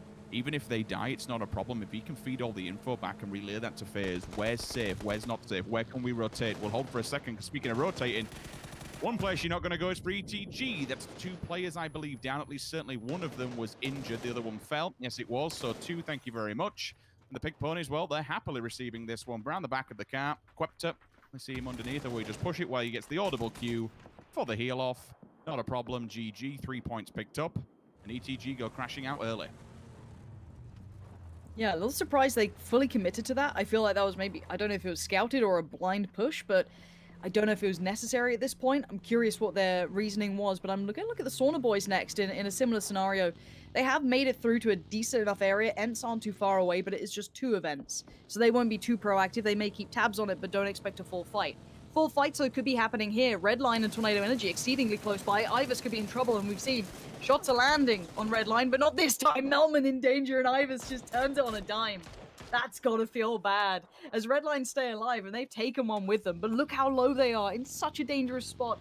QBE gonna try and, you know, keep himself in this, maybe provide a bit of support for Ivers, but damn, this is rough for them. And they've got the blue coming in as well, creeping closer and closer. They are in so much pressure. But Tornado Energy note that too. They need to get themselves further forward. Do we die here trying to take this fight, suffer more casualty, or maybe try and plan further ahead? But what's further ahead is Liquid, waiting just up that hillside. Other teams could be able to spot this TSM potentially too, as they're just towards Graveyard. This is a dangerous area, but just quietly pulling up, Tornado Energy do make it into some sort of safety.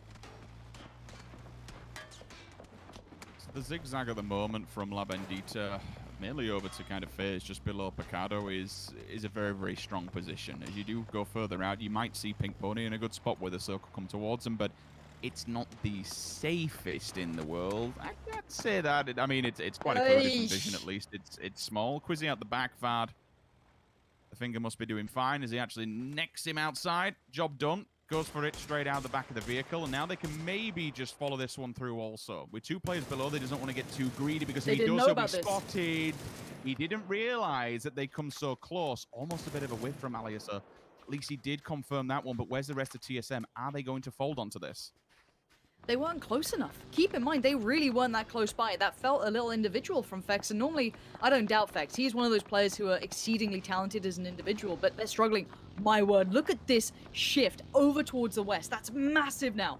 Northern Lights become exceedingly powerful. Look at Spyro, look at Lou, look at these 2 players and see how well they play this one out. If they clear out Redline quickly, they're in a very strong position. They can maybe set up a better defense than they'd have before, but it's Spyro who's going to have a lot to deal with. QB is just on that other side. If he just peeks down the ridgeline, he'll spot that, but he doesn't go for it. Maybe waiting for support, maybe waiting for the teammate to come along too.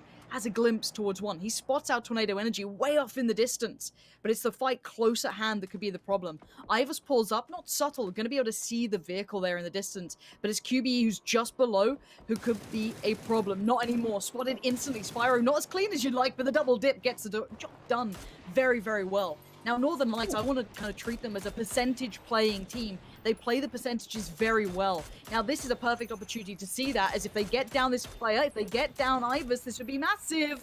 And they can't get the bullets to bend just right. Jeems now closing in, and Liquid are getting very curious about all this noise going on. Hence are also on the rotate. This is the top side of the hill. Eventually, they will have to go down, and unfortunately, once my concern is that this is a one-way trip, friends. Once they go down here, there are teams on the side of those little ridges that could basically bottleneck them and slow their advancement any further. I'm just seeing big teams going off in that kill feed, though. And we spoke about ends. They're going to be open to everybody. And at the moment, it's FaZe and DAO making a meal of them down in the crater area. Not much more you can go because that's where DA's position is. Again, DA sent it a little bit earlier on. And unfortunately, that could be their grave, especially if FaZe is still lingering on the edge of it. At the moment, Navi's pushing in here. Offstring goes down. Senya also, Navi, do follow back with it.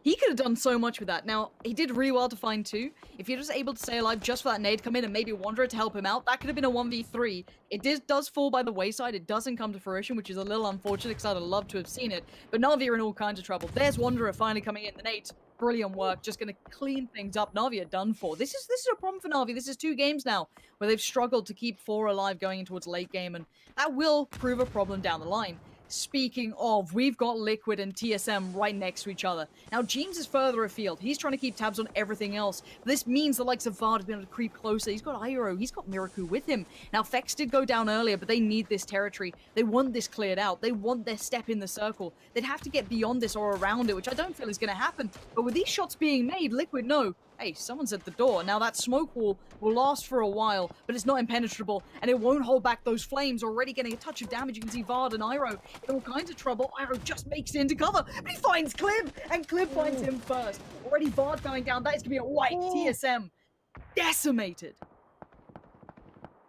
I mean, he was kind of lucky that he got him at half health, but that doesn't make any difference for the rest of them. Liquid capitalized on the destruction, and TSM go crashing out. The Sauna boys are pushing up onto the top of Omicron, but once they look in toward this compound, they need to realize there is another team to the left-hand side. This could be really dangerous, revealing your hand and showing what's on the table. If the opposing team in Shift W realize there's a meal to be made, they'll be turning up for dinner. All the vehicles are going to get used and abused by Omakan. Get the hell out of here, because you've got two teams bearing down upon you. On the hillside, they have the height advantage, or do they? Chris goes down, he's knocked, he's flushed, he's gone.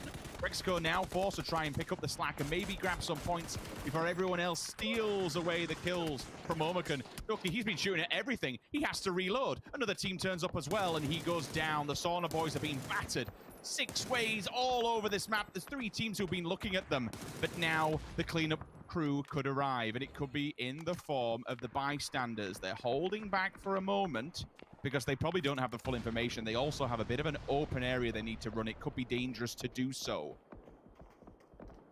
This just went from 0 to 99 in all but a second, Lauren. Yeah, now we've got the Southern fights coming in too. We're going to have WS moving across as well. They're in all kinds of trouble. You've got DA one side, FaZe the other, and then Na'Vi's remainder as well. This is still the same fight, kind of shifted further north. This now introduces new elements. Liquid come into the fight. A bit of Ents come into the fight. But the Pink Ponies, they're doing quite well for themselves. Still 4 standing. We'll see if that carries on, because Omakan, these guys are bloodthirsty. They are killers in this lobby, but there is only 2 of them now, obviously suffering so much against them, and this is the problems in the south that we were talking about before. WS rocking a hard place, one being Besto, the other being FaZe. Now Maxi's actually going to cop a lot of the damage off the back of that, trying to shift in alongside Offstring. DA is going to catch attention. All those shots, that's DA kicking off. So now Maxi going to try and pull up. Whether or not he makes it to safety is yet to be seen. No is the quick answer to that, as the car only the one to really make it through. And now Besto, similar sort of problems. No easy way in for some of these teams. This is a very precarious circle and a dangerous one at that. And again, the Pink Ponies still holding on, still staying alive. Paige going to try and make the mad dash for it, but merely to pull up next towards Liquid. Nowhere to be safe, nowhere to be found, as Offstring now has the majority of FaZe bearing down on him, and it's a comfy pickup for Uber. Now keep in mind, this is going to be a battle of the east and the west. Out in towards the west, Northern Lights and FaZe will hold the vast majority of territory, and they'll probably want to avoid fighting each other if possible. And the east is littered with everybody else. Liquid, Pink Ponies, Ents, Shift W, you've got Bystanders, you've got DA, you've got the remainder of, I guess, Squeaky's now more central, and then Besto shifted towards the east. But now Clib right on the forefront. Liquid taking the fight. They've actually pushed out. They've pushed towards the east. They're trying to go clockwise through this. Maybe clear as they go. Remove some of these problems that could bite them down the line. But this isn't going to be easy. There's so many teams with the elevation, with the high ground here. There is, but how much more utility can be used out here with Clib? At least finishing off one. The bodies that are laying to the wayside. He does have a bit of an advancement here onto Liquid. If they don't note his position, he could be damaging. But every single shot missed is more information towards Liquid and allows Jeems to wrap upside the hill. He does have dangers of his own, and he has to be very aware that Northern Lights will be lingering. He'll fall back to them. Circle updates. He actually heads towards DA. They can kind of sit down there in their ditch and to say, you know what, Circle, come our way, and it's happy days. But look at that northeast side. Liquid, Pink, SW, Sauna Boys, or at least one player, and then the bystanders. There is a big chance, an ample opportunity. If the bystanders can deal with Bestalok, maybe they could bottleneck every other team from making it inside the circle. Like, one team could really clean house here.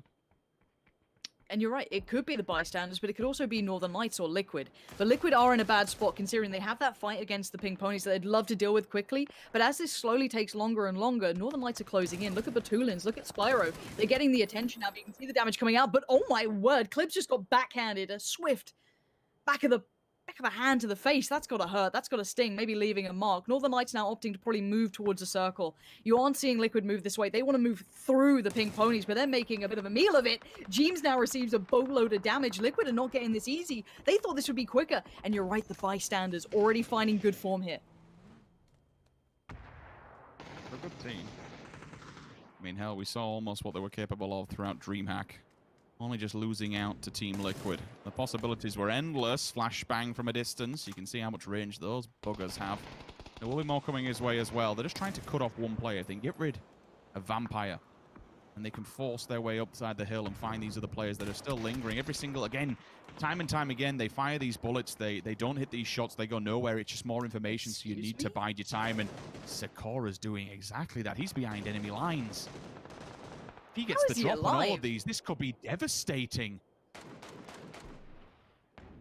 he's maybe, I guess you're hoping a fight kicks in, but now look at Northern Lights have got around the back. Takora's been able to isolate one, the rest now appear. Gets a second, a third would have been huge, but he can't do it. Beamy saves the day for the bystanders, but quick steals coming in. Jeems and Co. very, very attentive towards that area, but it looks like Clib and Mexi know what's going on, and Petulins gets away with nothing. Clib is willing to live in this mayhem. Just an agent of chaos at this point. Gonna find Petulins, quickly turn attention the other way. Bystanders dealt with on one side, Northern Lights being dealt with on the other, and FaZe are thinking, wow, this could have been us, but we're just comfy. We're chilling in the circle right now. DA, the same sort of thing.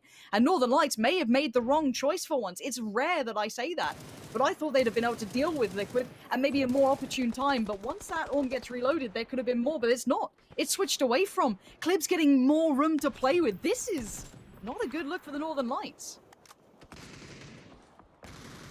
It's not. And every single time they back off, this gives Team Liquid more height advantage. Team Liquid's just slowly but surely working their way up, and the bystanders aren't pressing into this. They're hitting the deck. I mean, it's not really much to work with. It's all but something to try and just get out of the way of Team Liquid's vision. But after a 16th place position, they will want to answer back. They will want to turn the tides of that score board at the moment, and removing the Northern Lights, the previous map winners, will be a fantastic way to do so. Here comes Clib. Time to go up and over. They're damaged. They're not out, but they're certainly hurt, and they know this. They want to apply the pressure. The mollies will split the players. It will be a nuisance as well. Damage is done. Have they kept track of Spyro? There's one. He's behind them ever so slightly. Ibi needs to trade on this, which he does with perfection. But there's still more answers back. It's trade for trade, back and forth. Clib comes in. The cleanup crew, the last player. Can they find him? Can they send them out from this competition? Excuse me, at least this map. Perfectix is running away. He doesn't want nothing to do with this. Team Liquid, for now, win the fight. I've got to say, Northern Lights made an absolute meal of that one, and Liquid, against all the odds, that pressure was insurmountable, but it merely made diamonds out of them. Now look at FaZe though. They've had the time in the quiet. They didn't have all this pressure, and while this was happening, they've moved up. They moved up towards Ents. They've moved up towards that central area, but it's not going to be easy. This is an open area now. Big open terrain to play with. DA's done well, and they're going to find more. Fuzzface quickly turns, sees the likes of Clib, sees Mexi, sees all of them running down the hillside, and with the support of 80, they're mopping up Liquid. They can't do anything about this, and it looks like Ibi might, and maybe even Jeems might just go, we need to find a new way. This isn't going to work. We can't run down here. We're down to still 5 teams, 12 players, make it 4 and 11 now, as we did see Na'Vi, the last standing member, which was Besto, being found. So now we look at who's left. The 4 teams, DA once again late game. This could be a win for them. I want to see Code Marco getting into this one. FaZe aren't having the run of things that they'd like here. They're getting too much attention from too many angles. The grenades that are going to come in on the side of utility from DA. And remember, the DA has been here this entire time. No one's really been shooting into them. Now the problem will arrive with all the teams having ever so slight elevation upon them, but they do have all their utility. They do have all bullets, bandages, chest, helmets, everything you need to really fortify themselves up against FaZe Clan. If Ibi finds Beamy, things get a little bit easier. Like if there's mutual destruction for the teams that are on the hillside, that's a banging little Chris shot. Hits and connects with the first one. Wants to go forward with the follow-up. Bounces off the floor, aims it down, flashbang in. He knows it's going to be whited up. So he strikes, but the answer back! The lean! The level 3 gear, he survived. The chest is cracked. But I tell you what, Beamy is even more cracked. He is a banging player, and he stands the test of time. If he can fight it off, maybe he can drag them up to 3rd place, maybe even go further. Mitralis and Co. Oh, hold on. Beamy's making this tricky. No, a quick deal here. Now let's look at what's left. We are down to the scraps. Jeem's still alive, but DA did suffer a casualty in the form of Code Marco. But there isn't much territory to move forward. You need Beamy and Jeems to almost combine and almost help each other out if you want a gateway in for anyone but DA to win this. But with the knocks they have against them, it is currently only 2 alive with gun in hand. Now you're going to see another player res. You've got Smash back up. But in this time, Jeems has made it closer.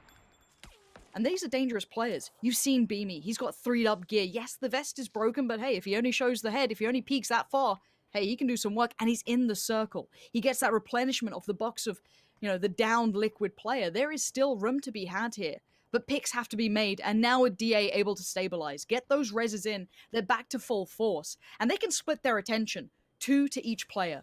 Beamy being dealt with by Code Marco and Mitralis, not too bad at all. On the other side, Mert and Smash looking towards Jeems. These are the 2 squads, so these teams, these players will have to go above and against the odds against. The circle will close in, and no one forced to fight just yet.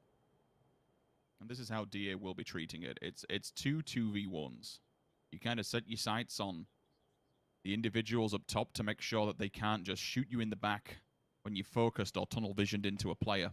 Keep fixated and don't let them do anything. Eventually the circle will strangulate them. But, I mean, if you really want to pedantic about it and really critical, DA actually have to do the most advancement here. They have to come from behind the hills that they have for now for safety and work the way forward. Certainly at least more than what Jeems does, but they do have the smokes. They do have the utilities to help them out. The problem is they don't really have the terrain to work with. It's not the best in the world. Beamy. Spots Jimbo with the mark. Can he land the mark? That's the question. None at the moment. The nade's there. Pin out. Might have just moved it a little bit to the right for me there, but who knows? You'll hear it go off in a second. You'll see in the kill feed if it does land. But DA are coming out to play. They want to send it. They want to find these players and flush them out. They want the win here, Lauren.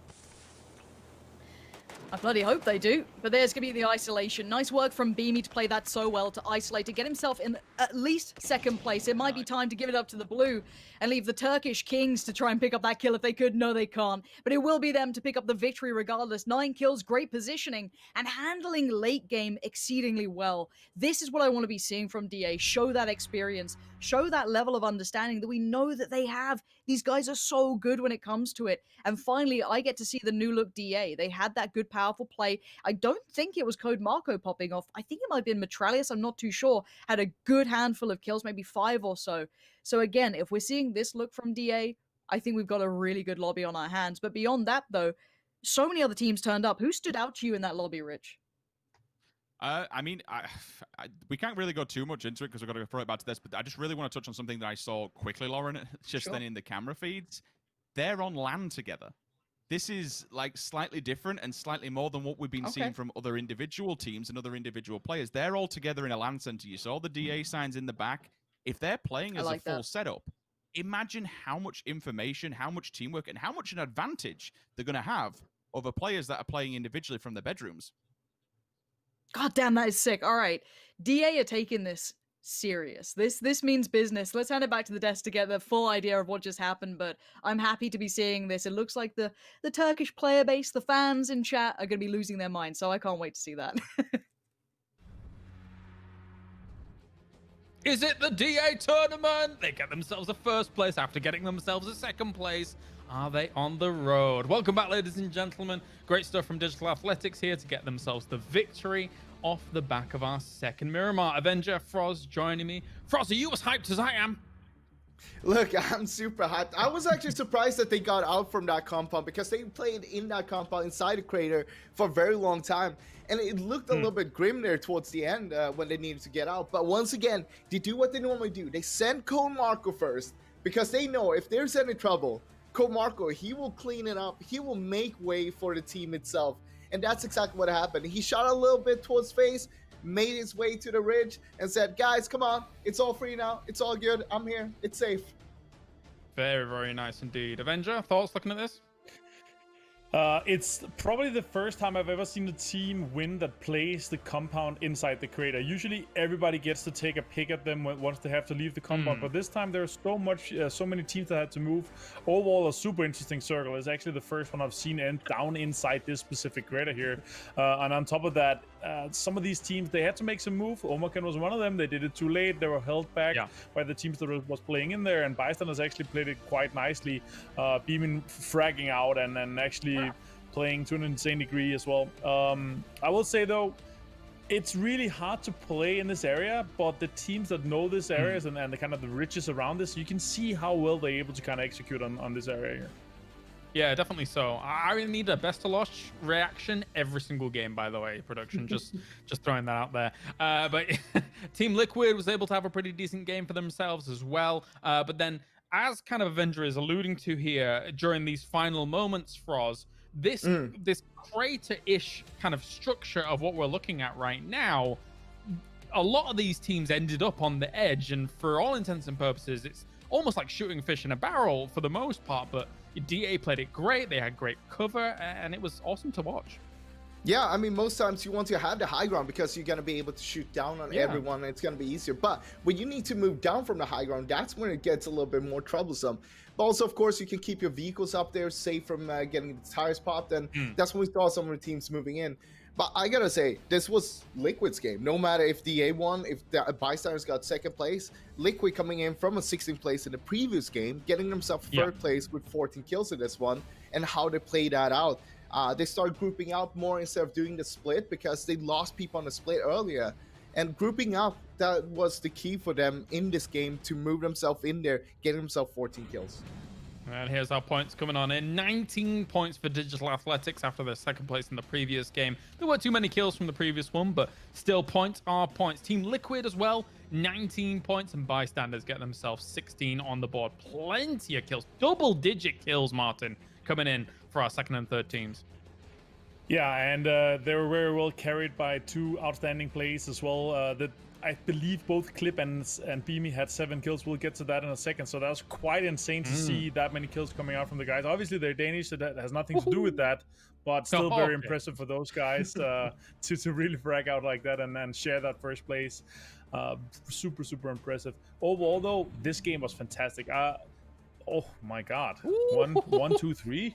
That's a 1K club for your boys. Oh, that's amazing! Very, very impressive. Send these two to the Great Mink War, my friend. They're going to be required. Probably not going to be required. Three of those 5 guys, they were actually Danish, so they might be, being dragged in by the army. That's right. That's right. But we do have our interview ready from our first 2 games. We've actually brought on, I believe, Bestalosh. Sorry, not Bestalosh. What am I talking about? Sorry, Betulins. My bad. From Northern Lights. Hello, friend. How are you doing? I can't hear him. He's there we go. We can hear you now. Come on. Yeah. How are you doing, friend? You hear me? Yeah. Yeah. I'm feeling I'm good. I'm playing PUBG. I'm having fun, and I feel really great. So PCS3 has come, and we're ready to fight. We're ready to win some games. Fantastic. So my first question, I suppose, is that there's quite a contrast, I suppose, from game 1 to game 2 for you guys. Game 1, you had a good compound. You were able to greet people to you.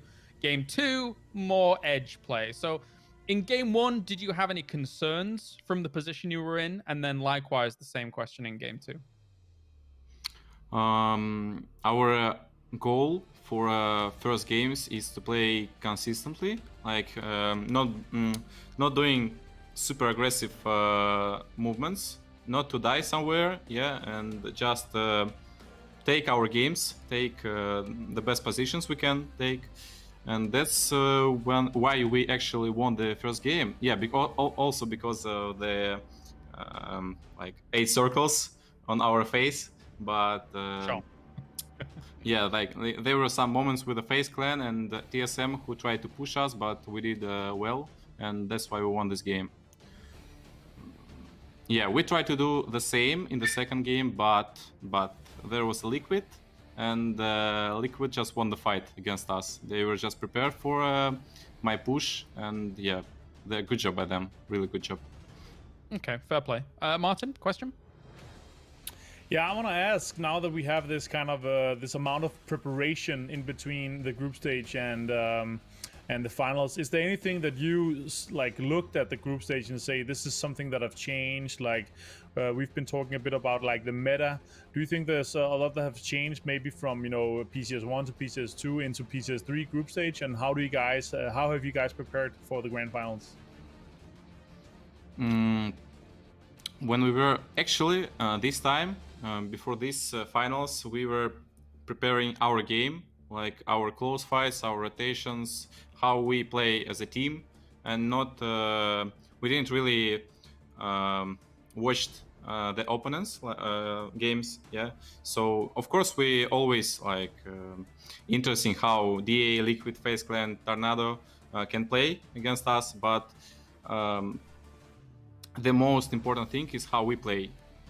And when we're gonna do great fights against big teams, we're gonna win this tournament, I think, because it's our main problem for us right now, and we really need to practice a lot in this team. Okay. Frost? You're saying that you guys focusing more on yourself, which is, in my opinion, a very good thing. That's always what you want to be the main focus on. But I want to know, what is the key thing? What is the biggest thing you guys have learned from the groups coming into now with this practice and looking at yourself as a team? I think the most important thing after group stage is also about our team. We have to listen to each other and never be tilted after bad games, because it was the main problem for us in PCS2 finals. And in group stage we did some good things. And now, like the end, the day, the week, the month of all these things we were preparing about how we have to speak with each other in the team and just be a good team, not tilting, winning the games, and that's all. Yeah. All right, great. Well, thank you very much, Batulins. I don't know why I called you Best Lock should be, and I've got him on the brain because we keep seeing his reactions in the games. But any final words before we let you go into Erangel? As always, good luck to all teams. I want to say to thanks, not stop bullying me, stop telling me that I'm a rock man. Yeah, and thanks to all fans who are watching this PCS3 Europe, Asia, NA, like everybody. Thank you for taking part in these events. Let's see what we can do in the next games. Good luck. All right. Thank you very much. Good luck, friend. Thank you, man. Thank you. Bye. That was Batulins from NLT, getting themselves the win in the first game and then not doing too bad, to be honest, in the second game with a 6th place. Did they get many kills? I can't quite recall, to be honest. Anybody? 4. Two, yeah. 4. Oh, 4 points I'll go total. with 2. Ah, yes. Okay, so not too bad a start at all. But now we shift gears and we're going to be moving on to Erangel here, Froz, with all of these teams getting ready to go. So what are your thoughts off the back of the previous game? We haven't spoken too much about it, really, considering, I mean, bystanders once again showing up, getting themselves second place here with the amount of kills that they were able to get. Very impressive. And they're one of the teams that has been slightly hit and miss, but for the most part, I feel like they've been on the rise constantly of bystanders. So if we talk about bystanders, let's go back to the meta there. They're the edgers, but they're also groupers. So they're edge groupers. That means that they're gonna keep together, playing on the edge a lot. And what that means, it's gonna be hard sometimes when they don't get the hard shifts. But you saw how they were playing that really well in the previous game here. They went not for the third party, but for the fourth party in the fight on the east side on Circle 4 there. And right after that, they also sent Yellow in to scout in, take a position inside the circle, just inside the edge. They don't want to go further than that. That's how they like to play it. And then everybody else followed in, and they just played it so well from there. Also, of course, we saw towards the end, it was all up to Beamy to try to make something happen. He got that kill on James as well. He tried to find James when James went prone, but it was a little bit harder. But finding that kill, that was a 3-point kill, or 2-point kill, sorry, to get that kill plus the second place. I know, Avenger, you've got to be a fan of this team. They've progressed so well. Yeah, they have. They've really stepped up their game and the kind of how they approach their the circles as well. Obviously, having fragging power and having kind of the ideas and the strategy and how they approach the whole game and how it is have really worked out well for them throughout, and they've really adapted nicely, especially here in our last 2 tournaments so far. It's really good to see, honestly. Yeah, that is the standings. There you go. So currently, Digital Athletics in first place here with 26 points. Northern Lights getting themselves 22 so far. Well, so very good stuff for us here for our top teams. Yeah, it's looking good so far for top teams, but you also got to remember we're only 2 games in. We only played Miramar so far. And I mean, moving in to Erangel now, it's going to be a little bit different, of course, but there's still plenty of time to catch up. We saw Team Liquid, for example, getting a 16th place in the first game and still managing in the second game, getting a lot of points, putting himself on a 4th place. And right now, that could be anyone. Yeah, definitely so. Omicron, 17 points on the board for them, but of course, that comes off the back of getting a lot of points in the first game with their kills. And as you can see here, Floof really wants my food, so I've got to pick her up because otherwise she's going to go crazy. But you guys at home can pick up some good old goodies as well by going for the Pick'em Challenge. Down below me here, got a code available to you guys that you can enter now for a limited time, of course, because there's only limited uses to this code, so do it fast, and then you get your opportunity at getting yourself extra voting coupons in the game. Not only that, but you can also do the head-to-head voting as well. Here, poor Floof, you're so pixelated, Floof, I apologize, but that's fine. All right, gentlemen, getting into Erangel. Martin, final thoughts before we get on in? Yeah, I just want to say it's always nice to talk to Battalions. He's like he's like the incarnation of sportsman's like behavior, right? He always has a lot to say. It's always really good insights as well, and wishes everybody well luck. So it's always nice to talk to Battalions. Nice to see them have such a great start here to the grand finals. Yeah, definitely so. Especially since they had that kind of dry spell almost, I suppose, of results. So we'll see if they can get back to the form, I suppose, that they properly were able to exude in that Charity Showdown. And to be fair, in the group stages, they did very well for themselves here. So really properly back to form here for Northern Lights. Anyway, let's get to it. It's the Pastures. It's game number 3 of the day. Sims and Pansy, bring us in. Okay, I'll do my darndest, and always happy to see Floof. Honestly, the reason I came back to casting PUBG is just to see that dog. I think that's it. And you, Rich. I mean, second to the dog. I'm about to say, mostly that's a bit rough, isn't it? Sorry, can you hear the fireworks? I apologize. Let me close. It's going a bit wild in England at the moment. Yeah, fair enough. I mean, normally it's church bells behind me, so I can't really give you too much jip for it. But we do start towards the north and we head down towards the southwest. So kind of landing and ending around Primorsk. It's going to be a bit of a rough landing if they went for it, but it does maybe hinder someone like FaZe, so you'll be seeing them maybe going to their backup drop. So you'll see maybe a couple of teams if they do opt for that, Milta Power, Lipovka, Prison sort of area, maybe even Farm could be struggling here. This could maybe cut a couple of teams into a bad scenario. We'll see what they opt for as their backup locations, and the traditional drops for a good couple of teams, I think, quite notorious at this point. Looking at Tornado Energy and Na'Vi, curious if they have another couple of spits and a couple of battles between each other. I don't think it should be too much of a problem, seeing Orange maybe just heading out just to maybe get a vehicle, maybe just claim a couple of the areas. We'll see. I don't see too many problems for now. Omicron in the fields, and they spot out a player ahead of them, and this is quite bold to head towards them, but they do have an AK themselves, so it's a bit of an early fight this time. The Mutant on the other side, let's see how it goes down. T-Bone's gonna be caught unawares though, and that's gonna do the job just fine. No armor, no vest, no helmet, no nothing. Paige is in all kinds of troubles, and surely they saw that parachute. I'm curious if they committed to this. I'm really glad you kind of picked up on that. The issue for them here is absolutely, it's bare bones what they're fighting with. If it's not a weapon, they are completely naked in terms of lacking armor.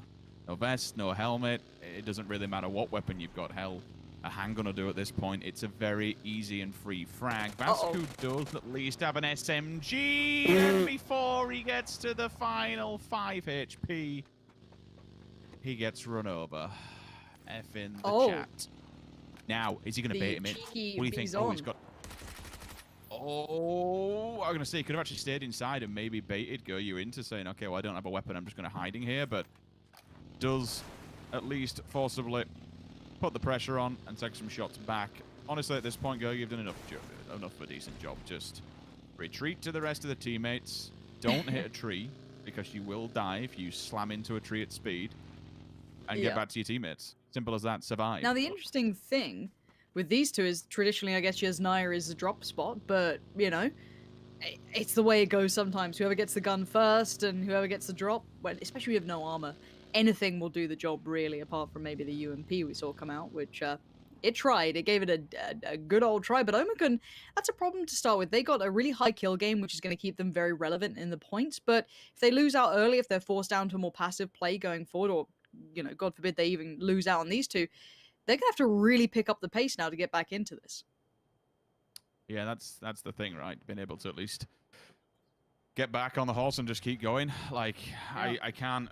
When you go all the way down to the bottom, that's when it becomes really, really difficult. In this kind of environment where it's only 4 games per day, we've spoke about it numerous times, but it is a big thing that we have to speak about. It's A lot of teams, Yeah. in fact, some of the teams just really enjoy being able to have that progressive start, that progressive play, being able to work their way up and really feel themselves out and feel themselves in this lobby.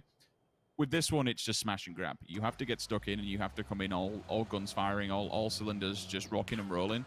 I think Liquid's a perfect example from going down in 16 to be able to at least rebound and claw back some points in the second round straight away. Consistency is the name of the game, and if you're having a rough day, it becomes extremely hard to pull it back. Yes, we do have 3 weekends in front of us. Don't get me wrong. If you do have a bad weekend, it is doable to, just wipe it off and say, okay, that was trash. We'll go again next week. But the break in between and the very small amount of play you get, there's no real time to warm up. You have to come into this prepared and ready to fight. Yeah, I think that's a very good point. I mean, we did have a couple of, tournaments with quite long stages per day. This is you turn up and you deliver or you go home. And I don't mind it. This is how it is. You got to be able to deliver when the time is in front of you, when the opportunities are there. It will kind of bring the best out in teams and have to play against the odds potentially.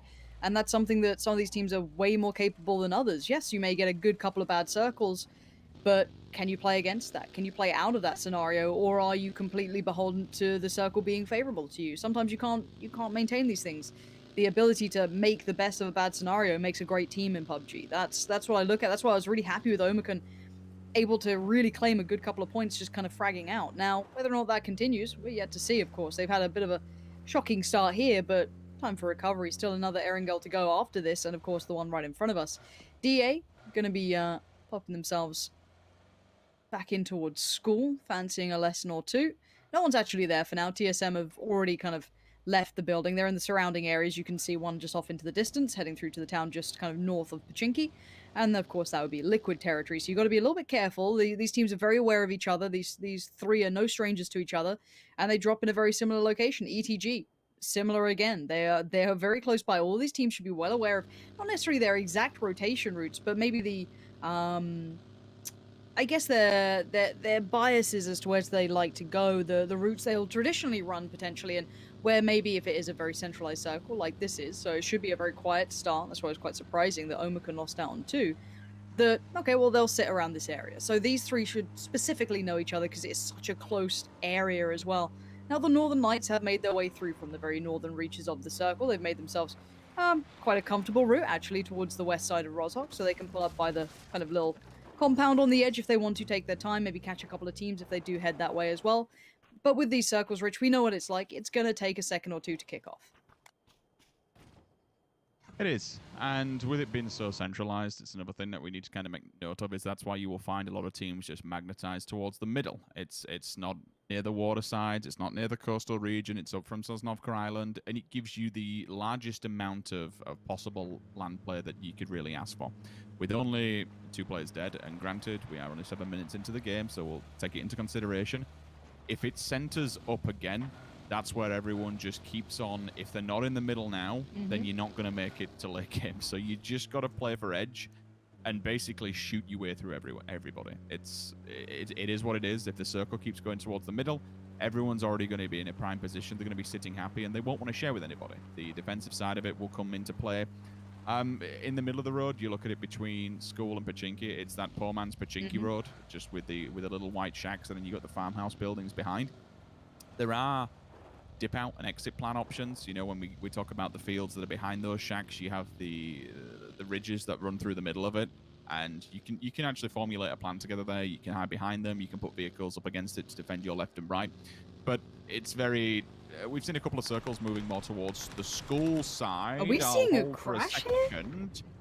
Yeah, Redline want to try and make something of this, and whether or not it was a full clash, it was just more probably a commitment. We're already here now, so why not we stay put? Really good preemptive pre-fight coming out of Ivers, hoping that they overstep the boundaries from ETG's side and maybe make it inside the building. The mollies will be spread across. The area of denial will come through, stop them advancing around the back of the car to keep Quepta alive. Nailup's up top, though. He'll be ready to kind of receive this one. If Youth or Thendalos want to go through those top double windows, and maybe you can send something back. It's a prominent kind of playing position where if you had a sniper right now, any kind of bolt action, you could just try and take a quick peek and a quick scope onto one of these players on the opposing buildings. becomes a lot more harder with the AR. However, it becomes a lot more easier if you have a grenade. Nail-up finds Thunderlust. That'll relieve the pressure for a moment, and he knows where they are. He can bank this off the wall, maybe get it down the stairs, maybe get both players. Lovely. He does. He times it perfectly, and it comes down to Quepta forever for where he is to try and hold the line. First player up on a plate. The platter's there. It's served. It's done. Second player scared off. Has to go for the reload. This is going to be sketchy. Doesn't manage to get it right. Ivers goes 1 for 2, thank you, and it's job done on ETG. I don't know if I love that pull-up, but I guess if it's something they really want to prioritize, sure, it's not in the new circle, because that's gone northeast. So now, look at the circle, keep it in mind. This is curious. It's going to keep Yasnaya in, it's going to keep a lot of that water in, so that northern portion that remains, very unlikely to have late game play. So you're looking at Rozhok, you're looking to the compound that oversees that smaller bridge, you're looking towards the Pink Ponies, you're looking at the likes of Omicron, FaZe, Tornado Energy, Na'Vi, DA, TSS, anyone who's on that southern portion, that kind of 3/4, is going to be very happy with this. This is going to be a pretty rough game, actually. This is going to compact the teams quite early on, because all of them want to avoid that lake, that Yasnaya pond almost, that sits just towards the west of it, becomes pretty much unplayable late game. So a northern shift would be very unlikely. So now, this is going to kind of escalate and quicken the pace of the game itself. Shift W already getting a couple of scraps going. DA going to receive a little bit of that flak, but beyond that, this is going to be a lot of posturing now between these teams. Well, I can sit and hold. And again, with the circle going where it is, it also, you have the Snaking River that moves through towards the lake outside of Yasnaya. That'll keep one team in the form of bystanders at bay. I'd be stunned, absolutely stunned, if we had any northern circle. If we do, that makes it real interesting. If we don't, it makes it pretty easy and pretty stationary, to be honest with you, if they're every other single team that just wants to stay down south. Tornado Energy, decent compound. Again, unless they get the hard shift against them, but they'll still only be a hop, skip, and a jump away from it. FaZe Clan are going for the 2-2, and for good reason. They only have small compounds. Easy to defend. Everyone will be outside in the open, this kind of rotation that's coming out from Team Liquid, so they can just peacock them away and shoo them away from the compounds that they will hold. See Gustav getting mobile, actually. I don't think he'll go too far. Maybe just prepping the vehicles for what may be an anticipation of to come. Liquid, big old rotate on the eastern side. Maybe touching Yasnaya, they'll kind of just skirt it, maybe go towards the field edges. The field yellows themselves will be taken by Na'Vi. Again, Na'Vi have a massive spread. Huge 2-1-1 across the road, which denies entry point to this side. So if anyone else wants to come from that divot on the opposing side of the road, you see a few teams now and again that will hold the forest and then work their way in. Really, it's just going to be instantly denied access. Down south, the last team outside of the circle. It will be Redline. Low and slow they go, but the Sauna Boys are directly in front of them. With all these vehicles making a tank load of noise, I mean, don't get me wrong, the buggy, it does chug away. They might be able to feed that information back first and set up shop and be ready for them. But the Sauna Boys are actually in a 2-2 themselves. So if Redline accidentally get it right and go for the right position, they could catch them in a very unprecedented angle. They're just continuing it through. You do have the rocks they could play off of here. I'd be surprised if they went much further. You'd have to anticipate that every single compound's gone at this stage. You boys are going deep into this circle, and there's still a hell of a lot of players alive. Yeah, I think this might be their final destination for now. Ivers kind of brings it in, but they are visible, and you're going to see that there. Alia's already going to punish Ivers. Yes, Nail-Up can maybe get a smoke down, help him out, but I feel like a flush feels inevitable, but we'll see. Ivers still alive for now. Nail-Up trying to body block if he has to. Already Northern Lights receive. Hold on, Northern Lights are trying to swing. This is a very dangerous area to be playing in towards for the Northern Lights. Batulins might make it through, but Spyro just behind and Perfectix just beyond that. This is a horrible avenue to approach from. You've got the Sauna Boys on one side, WS on the other, and a whole lot of vision coming your way. I don't know what the intention was, because the Sauna Boys have just surrounded Batulins. So now Spyro's there with him, so hopefully he can have some support, but a dangerous game to be playing here for the Northern Lights. Unsure what the plan was, but Perfectix taking so much flak, so much damage coming his way. Nade after nade going to be put down. That's going to be another good one too. Doesn't quite find the target, and he's just about staying alive. I'll be disappointed for WS committing so much utility to not a single point thus yet. I mean, they may eventually get the one player, or he may be just stolen by somebody else, because there's enough people who will have an eye line into him. Tulins is just hoping that every single bullet misses on the side of Tornado Energy. Example finds a second. I know both of them just kind of scraping the barrel here, but who will they go towards? It's not Tornado Energy, it's actually Digital Athletics. So steal Spyro away. Not that they needed any more points at the top of the board at the moment. Finally, Melman does get his man, though. Perfectix now with the smokes putting down, trying to run the gauntlet. Pan out. You know what? I respect it. Do whatever you can to try and block those bullets. It's not going to happen. Instantly shut down. Oh, lordy, that was... I didn't love it. I'd love to understand the intention behind it and what their goal was to have, but obviously it doesn't work out very well for themselves. Now, this is a very interesting circle. I don't feel as though we get this circle too much. We're more used to the kind of southern fields or bits and pieces around this, but, you know, it kind of closing towards... If we look at the center point right now, it'd be kind of where DA, Redline, and Shift W are, somewhere around that. So if you want to kind of keep that in mind, that's kind of the center point. Now, beyond that, though, I'm happy with any finish here. I'd love it to move once again away from the fields in the northeast, away from those Yasnaya fields. I'd rather it not be around there. Liquid looking a little lost there, kind of caught on the outskirts. Bystanders just kind of further up from them. If you think of it as a clockwise turn, you'll have kind of bystanders around 3 o'clock and then Liquid about 6. So, you know, interesting way to describe it, but we'll go with it. And Navi's holding the line there, so the bystanders can't really do much about it. Now, Ibby's going to have to get himself a bit of a move on, and he's done just that. Does get away from Flammy and Hjort as they do pull up quite close by. Going to keep shifting around. And it does mean the Liquid, well, they haven't found a way in. Keep in mind, they went all the way up towards Yasnaya, and they've gone all the way back down. So they found a little compound, but it moves away. Wow, okay, now let's take a look at this. Omicron, FaZe, Redline. Redline's a little bit more dangerous, but we'll put them in there for now. FaZe must be laughing. Omicron laughing. Ent's not too unhappy. And Shift W get a nice bit of ground to play with. Keep in mind, this could be high ground potentially too. DA still in, happy enough. And this turns into kind of, I guess, 3 portions of the circle, divided by the road and hard to cross through. The forest comes into play currently where TSM are. So they get to maybe play with that themselves if they want to. They could look for maybe a better opportunity, but the Pink Ponies will keep them humble and keep them maybe held back there. Liquid going to shift in between the bystanders and Tornado Energy currently, overlooking down towards that FaZe area that's currently that small compound, but it will keep them safe. This is really difficult if you're not inside the circle at this point. You've got a lot of work to do. Liquid will edge further and closer to the circle. They'll just play with scraps, to be fair. TSM, exactly the same scenario, same principle. Just get in and work with whatever you can.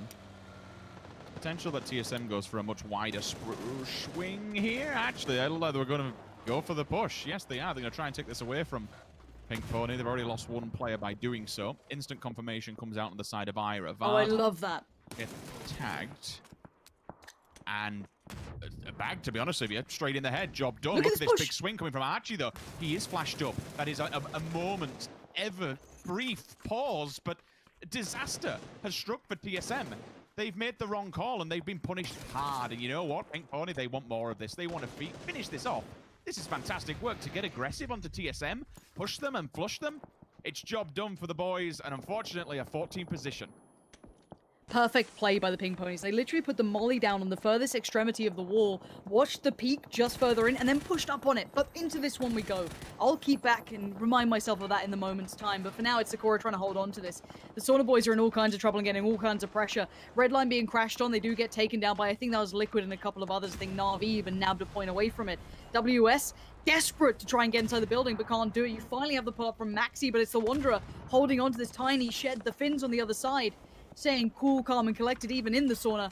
As you can see, the Wanderer, nade after nade after nade, trying to keep them back, trying to keep them at bay, but the molly comes through and he's burning alive, forced to fight forward, and surely to his own detriment. Already Sakura up and over, nicely done. Playing the angles well, doesn't want to overstep just in case there's further troubles. Just waiting for a moment to let the dust settle, quite literally, with the fire and the smokes. Misa coming out to check on the damage that's been done. How many players are still lurking around them?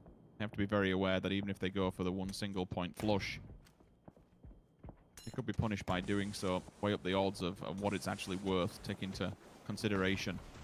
Seeing 1 player pushing out, he'll get the footsteps eventually. Here comes the push. Beautiful little overpeak. And it's job done, this but is what do we points speak about, galore. Lauren? What do we say? You could be getting punished if you went outside, and they do just that. Example says, thank you very much. It's 2 free points there, and it's job done, but still, I'm having flashbacks from that Pink Pony push onto TSM. It was methodical. It was fantastic. What a way to respond to a world-class level team that's turning up at your door. They just absolutely backhanded them and did not stop the pressure. Now, I want to see what the Pink Ponies do with this new circle, considering their compound doesn't really play well to this. It has that little lip that rolls down, and that would open up mad opportunities for Shift W. So now Shift W obviously are very aware of their positioning, hearing all that fight, seeing everything that was going on. So I wonder if the Pink Ponies go for the crash, or they try and find maybe a ditch or a little bit of an area. There is a touch that they could go to where it looks like Gurley is going towards right now. So I wonder if they commit towards it, and if they do, they might have ends to deal with. So it looks like that's the case. They've gone for, rather than crashing towards Shift W, which is a very hard compound to crash, they've opted for the newer, should I say, ditches coming in. So not a bad spot, but it does open up danger from the Finns across the way. You've got Tixu, Squeaky, all of these waiting, and Besto, not the best driving, maybe a little map open moment, but we'll be pulling up as well. So 3 teams now in this area. Keep in mind, Ents and Na'Vi are not in the new circle. Bystanders are about to leapfrog around the similar sort of route as well. So Na'Vi have plenty of problems on plenty of fronts, and Tab's trying to keep one of them safe. But as the blue hits, he's reminded he has to move. And Senya's going to be reminded ever so soon of the same sort of thing. A quick little reload on the SKS, going to try and get him well suited for the fight further ahead. Senya's been found. Page doing good damage. We love to see that. The distance with the bolt. There is still more potential to get involved. This would have been an open field. Could be picks galore if you can get into the best position to do so. Here comes the bystanders. That's the low ball nade. If he said it right, that could kill him. Besto, he actually gets Diggory by accident. He throws it towards the car and it gets somebody else. Look at all this action. All these players are just folding in. Bystanders, one-man army standing in the form of Flamey. He's going down as well as Archie comes across. And for the 4 teams that were here, they have just been shot into oblivion. Na'Vi on one side, Pink Pony crawling away at the other. Shift W is watching all this action going down because Omicron are yet to fully show their hand. They've not committed to this one, but they do have the utility in hand, Warren. Yeah, I'm seeing those nades come down. None of them really found a bigger target, though. Gurley is still alive, and everyone wants in on these kills. They can see it. Na'Vi, though, on the push. 3 players now working through towards the Finns. Ents on the other side. Tixu dead in a second. You could see that fire just coming in. Orange caught unawares, but he had the support of Tab right there. Squeaky gets nothing done from it. And now I think just one left alive. It's Diggory. And the trade from the Tab going to keep things at least in the right direction. But Na'Vi might not be able to recover from this. They're still on the blue side of this. The Pink Pony's still further ahead. And FaZe in their own sort of trouble with Tornado Energy heading their way. But you can see the fire, the smoke, everything's been put down here. FaZe hold the line and they're being proactive. They're being ahead of this. They want to play against them. They pushed out of the compound. They played into taking the fight against Tornado Energy, who are now on the vehicle. Now I wonder, where does Tornado Energy take this? They're in the vehicle. They're trying to make a mad dash for it, taking a fair bit of damage on the way. Uber, if a couple of shots land, he could have done something, but they've given up the compound, and Tornado Energy going to take it right away from them. And they're in the new circle. They get to be such a problem, and FaZe need to clear out the other 2, and they need to do it now. I've got to work. Be slowed down by these smokes, but at least they see their target in front of them. We said this before, it's okay putting the smokes down, but FaZe are going to have some kind of at least info of where these players will be. With the first one dissipating to the left-hand side, they'll put more down and guide themselves a path and basically give all the information. Grenades there, bail out, boys, because that one's coming in hot. Almost takes down one player, but at least avoid. That's it. Tab's looting up, so he could be in for a rough ride if he doesn't have the gear that he needs. Fuzzfist goes down, though. That's the FaZe clan fight that's happening. He gets caught off guard by Alia. Sees him with the green gun. It's job done. Starting to even up the odds against FaZe. DA pushing. All the odds were in their favor, but slowly but surely, somehow Tornado Energy are pulling this together. They're wrapping around them with Melman deeper. This throws Aitzi off the scent. Alia comes in the back. They've been shredded here, Lauren. This is crazy. This shouldn't be happening. FaZe don't often make mistakes, but you're looking at one right now. A misplay from them and a misread and maybe underestimating the opponents, but DA had to make their move as well. And they're just over the ridgeline, but Shift W have perfect vision on this and already going to punish 2. Mert's down and so's Code Marco. A quick smoke to try and at least occlude some of the vision. but it's not saving them much. Even Chris finding a little bit of a vision towards Melman. Metralius now dead. DA looking worse for wear. This circle has been the death of them. And that cross, maybe they were trying to hold back the smokes, hope that they'd make it further than this, but Shift W going to keep them so humbled. That high ground working so perfectly, and the shots are so crisp. Zoka trying to land the last couple that might have confirmed it towards DA, but they don't. They're trying to recover here, but while this happens, Navi has fallen. Shift W are doing some real damage here. FaZe, I don't know if anyone's still alive for them. No, they're dead and gone. They are buried in this. They made a mistake, and it's cost them in this round. A surprise, considering I don't often say it, but you don't often see shots like that. Smash coming right back in towards Brexico. A quick reminder to not mess lightly with the Turkish side. As Smash now gonna find Chris, and it's a push-up from Smash, buying time for the revive on Merc. Code Marco now joining in. They've got nades out. They want this fight, and they're gonna be given one. Kilyakai, a quick deny, and now the nade to follow. Might get the flush on that.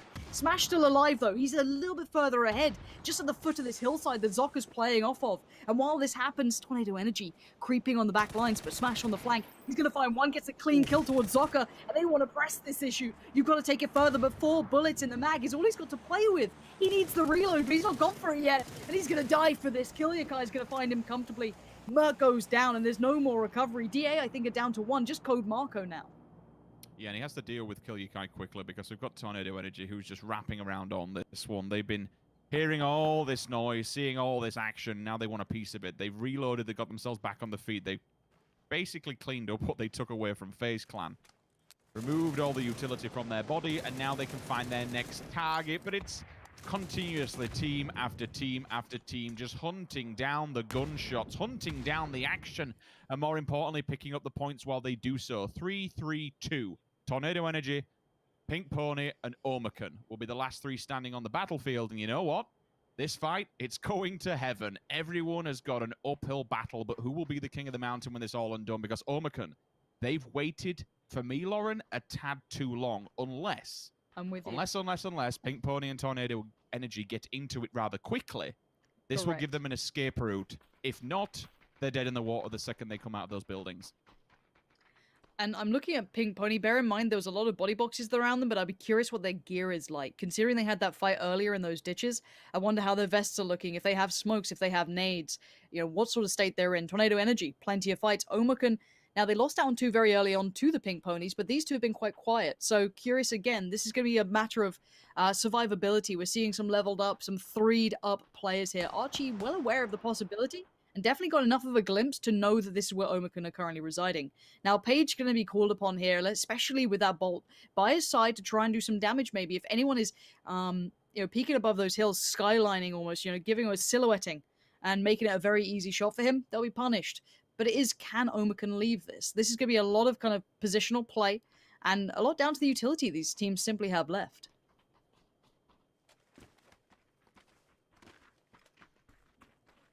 I made note myself as well. This is Volcano, not Heaven. I mean, for one team, it's certainly going to be Heaven, who will be on top of it eventually, but... Tornado Energy are 3'd up and have utility. Oof. Yeah, it's difficult. I mean, look at the placement as well. You've got Alia on the back, who's just keeping a full eye line onto Omicron as they slowly but surely work. In fact, both teams are. Archie's there as well. Yeah, I mean, this is... For Omicron, this would be a complete shot in the dark if they somehow made it out of this alive. It's just triangular formation. If you're not going to get taken down by one team, the other one's going to grab you. And they want to do it quickly because they need the points. So, you show your face, unfortunately. I think that's going to be the end of it. Unless Paige just goes off like I think he's already switched. Yeah, I mean, if you can get one knock with the bolt action, I suppose the positive side effect is that you can knock one and force the other opponent into a recovery mode. Sure. So you knock it down to a 2 versus 1, and then maybe the other team capitalizes on that. That's the only good thing that could happen for Omicron. For me, it's the 3 steps, right? Its utility becomes the biggest factor. Pink Ponies are the lowest on it right now. They have broken vests, no helmet, no smokes, barely. Then you have Omicron next in line, a little bit tattered, a little bit here and there, but somewhat feasible. And then at the end of it, you have Tornado Energy. You've got 3'd up gear, 3'd up guns, and sitting quite comfortably with, you know, the smokes and the nades that they need. So this is very much an uphill battle. If anyone other than Tornado Energy wins this, that is going to be very surprising to me. So again, this takes time now. It looks like Omicron are going to start making their run. Aim's going to find one, gets a spot on it. Damage, not exactly what you're wanting here. Maybe Would have liked to have the SLR out, but takes a touch from the blue and has to start moving up. But while this happened, you saw Archie commit those smokes to this. And Page has moved up. So now Tornado Energy are going to be having a little bit of a problem. They have to keep the attention on both sides here. And Gemty going to be reminding AIM that this is not an easy fight to be had. Yeah. We're on the low ground. I get it. Our cross was a bit dangerous. But I'm still Gemty. You don't get to mess with me like that. And again, more damage comes in and more from Page. So now Pink Pony's on the back foot of things. That lack of utility, the lack of gear is going to hinder them here. And look at Tornado Energy's line, Rich. That's perfect. Set themselves up for success, that's for sure. Page is still looking with a bolt action to try and get that one knock, but everyone wearing level 3s, it's that much more. He's hit it! He's nailed one! Push it. They've got to push it. They've got to do something. Now they have to go. That's the one we said. All the dominoes had to go the right way. That's the one shot, the one opportunity that they have to get involved here. And with the blue moving in, they've got to make this fast. Omicron are being held back by the mollies, but you can see Gemty getting the flush. That's points in the pocket. That's exactly what they need. And now the further push. Page going to push up while the heal comes in. Page is going to probably find Archie first. Yes, he does. Good spot. Good kill. Omicron forging their way forward. But while this happens, Tornado Energy waiting patiently in the back lines. Not going to show their hand too early. Don't want to give it up, but Gemty gets contact. He's going to find the first bit of damage towards Tornado Energy. And Goya is still alive. He is not dead just yet. There is still 3 teams in this one. Goya gets a spot towards Page and finds him. He might die to the blue unless he gets moving right here, right now. But now the shot's towards Quizzy. Good work back, though. Quizzy going to find Gemty, and again, it does look like Tornado Energy have done everything that was required of them. They did the perfect play in the end, keeping calm, keeping patient, not overstepping boundaries, not giving away utility or positioning for free. And I liked the fight coming out from Omicron and the Pink Ponies. These two, that was kind of, the bookends. You had at the very start, Omicron losing 2 to them, and then the fight right back at the end. So I'd say a pretty good game overall, but once again, Omicron keeping themselves very relevant to this. A couple of teams now looking more consistent than some of the others. Which is what we want to see, more people involved and more people keeping this as a tight-knit fight, even to the point where the Pink Ponies are still being up there at the top of the board. Credit where it's due to Page. We did say that one headshot, just the one headshot is what he needed to be able to allow them some breathing room. When you do that, not only do you kind of put everyone on red alert, there's the possibility you knock one out to go for the resuscitation. While all that went down, I will say this, you just saw Tornado Energy. They didn't really make a full advancement. They just waited. They says, you know what, we'll wait this one out. They all have to come to us eventually. It's our game, and it's job done. I mean, Tornado Energy stole that compound away from FaZe, and look where it got him. So, an interesting one, and I'm sure step by step, the analysis analysis webcams, sure, will break that down for you. So I'm curious on their take of what actually happened with that fight. That's correct. Very literally correct, as we're back here. Team AFK bringing you this breakdown. And yes, yet another of the best teams getting themselves a victory. Tornado Energy. Avenger Froz joining me to break this one down. And this was all over the place at the beginning here, Martin. Yeah, I was kind of surprised how Gira didn't just run away after this one. And also Redline pulling up on a compound in phase 1 without the circle, the next circle, or like the next circle being guaranteed to be inside there. So they actually fought for this compound, and it didn't even end or it didn't even was inside in phase 2 here. Overall though, nice shots, nice kind of fight, nice interaction from this one here, and Redline ending up with the win and getting the points from it. But it kind of give them a really rough spot in the later stages of the game for that one. Yeah, and it's not like Pink Ponies had an easy time in this game. Froz, of course, they were able to hold out against TSM there. Yeah, I mean, it was Pink Pony from the start till the end, and that push that TSM did against Pink Pony, that was super good hold by Pink Pony. What they did was, of course, they got the first knock on Iroh when they were approaching. That one was super important. But the key to the whole thing, the whole hold against the breach, was that they were pushing against TSM the whole time. They didn't let TSM get any ground. They let them get stuck on the wall and just pick them out one by one by one. Easy done, and then they moved on.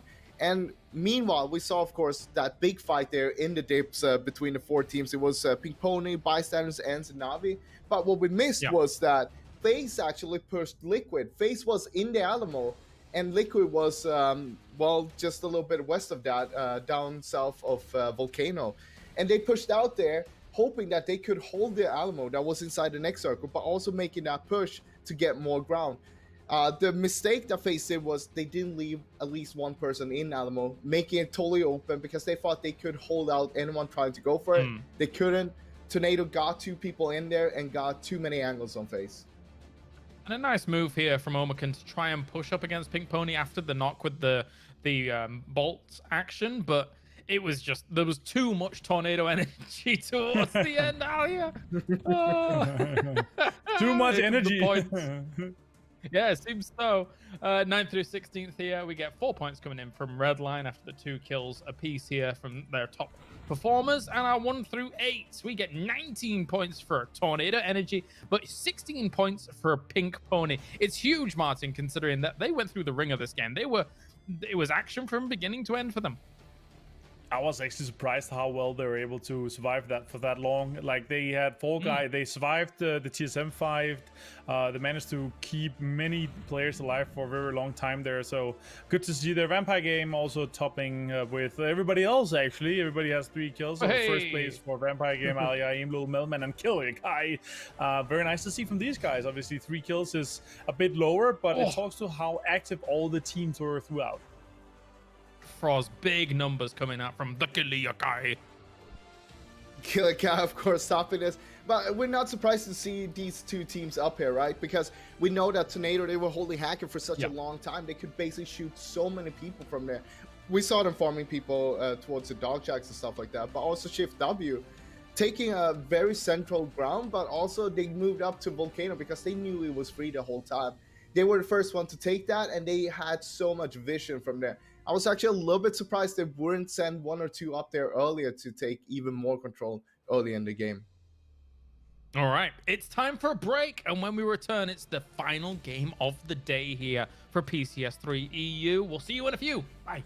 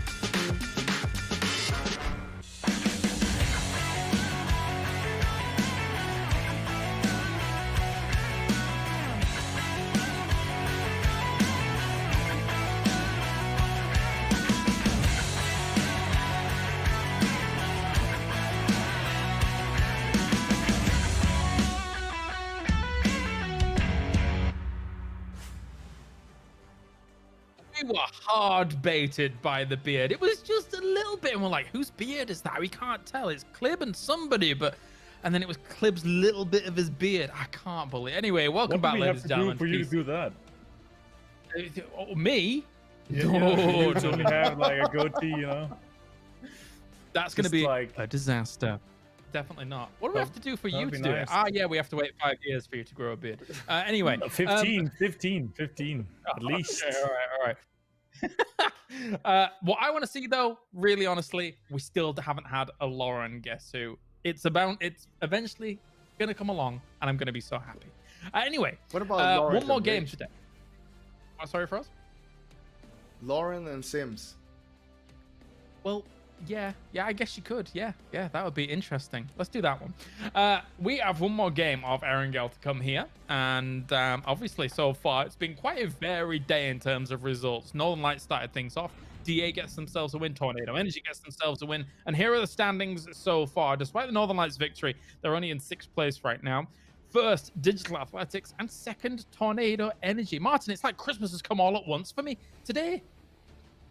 Yeah, so happy for it, and I'm to be frank, this is looking amazing. It's a great start for these teams. They were able to really show up and have a good group stage, and now Tornado Energy is able to step up. You can see how happy Alia was as well. Like he was practically dancing on the webcam once they won. A lot of people dancing today, but yeah, Tornado Energy doing very well for themselves. Got to keep up this though, because for us, we've seen in the past that as much as Tornado Energy can have these kinds of games, oftentimes we have that fall off sometimes. They're either blasting out of control or not really getting much at all. Yeah, I mean, basically a hit or miss, and that's not what you're looking for. You look for the stability. You want to be consistent. You want to always be able to get those points. They play this one very well, of course. Even towards the end there, basically when we were watching, we were saying like, okay, one more knock and they're going to be pushing, which they did. And that's exactly what you want to see. You want to see them making the right moves, but not just in the end, but throughout the whole game.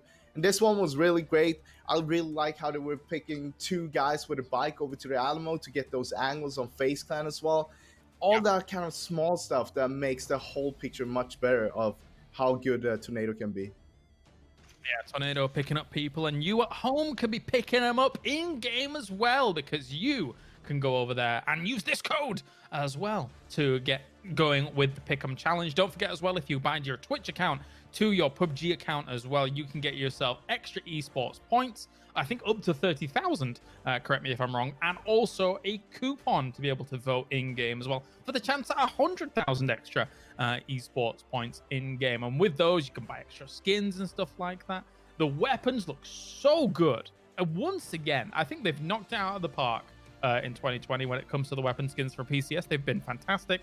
Avenger Froz doesn't agree with me when it comes to the SLR. He thinks it's a wedge of cheese, but I think it's beautiful. What do you think, Avenger? I think it's great as well, but my favorite is actually the M24. I really like that one. That's yeah, it's on point. It's my kind of style, and I actually enjoy a bit more playing, bit of bold action, and even though it's definitely still the DMR meta, just getting that one-shot knock it's my kind of I like that soup. Yeah, I mean, also nice to see it at the end of that previous game, right, Froz? When he's having Omakan kind of mixing that in, so nice to see the knock into a push on. I mean, those knocks are the most important ones. Those are the impact ones, and you want to see those all the time. But not too often we get to see them. That's right. It's the final game of the day. Sims and Pansy, bring us the grassy pastures. Okay. And yeah, please don't put our faces together. Actually, I don't know. I do you think I could suit a beard, Rich? I don't want to say yes and offend you. To be fair, I think it could be. I mean, maybe I could, really. a little ginger beard going on. I'd take the long hair. I'd take the quiff, the Lauren little wave at the front. Oh yeah. Okay, we could work on this. There's potential. East to west though, enough from us. Good lord. I mean, I want to combine James with someone, but I just don't know who at this point. Just one big. Well, to be fair, No. The best part would be, honestly, you and Fuzzface, because you look like his not so, ruggedly Swedish, relative. You can say his fat uncle. It's fine. All right. Well, look, I was dancing around the topic, and it's I okay. just look like a distant relative of James, apparently, which is always quite funny. Apparently. Yeah. People have told me, which is very strange. I think it's just because we're pale and have blonde hair. Yeah, it is. It's just like the dead eyes. You know what I mean? It's there. However, that aside, we do have a somewhat central-ish. Oh, we hear some tooting. The Big Ponies and Omicron, the two teams who are probably in the most the closest area to each other. Yasnaya, everyone else should be somewhat in their normal positions, and it seems somewhat of the. I've lied. What the hell is this, Rich? This is a public game, Lauren. We're reporting live from the matchmaking hopper. I see. 2 shotguns. Let's just not forget, like, and kind of just, no matter how memey this may look, and no matter what weapon you may have, it doesn't really matter. We've got Uzis, shotguns, hell, even the old Tommy gun there. If people don't have armor, classic. these all hit as hard as one another. Who doesn't give a damn what gun it is? If you're lacking armor, if you don't have a chest or a helmet, you are done for. Are they breaking down the doors to get the utility in? Because that'd be kind of. Oh! Sorry, what was that? Your first one. Oh. It was a firework outside. Makes sense. Yeah, we'll see if the Tommy gun can do much more. See, look, I still love a Vector. You know what? If someone gets a Vector kill, big happy. Make it happen. No, not the Scar. The Vector. Why will you not listen to me? However, the Scar should do absolutely nothing, apparently. It does absolutely nothing. Bring back the Scar, you know? Remind me of what it once was. I miss that gun. But for now, it is not with us anymore. Neither is the shotgun. All the fun weapons are going away, but it was a Vector that got the kill, so... Yeet. Oh. Go on. There we go. See, look, why don't people use the Vector, Rich? It bangs! I know what Silence Tommy, I don't need a serious answer.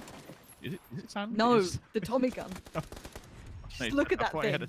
It's... No, and the teabag that's just for good measure. Okay. What? Are they... just all madness. Why is the Tommy guns everywhere? I don't know. That was a... Did I see a Tommy then?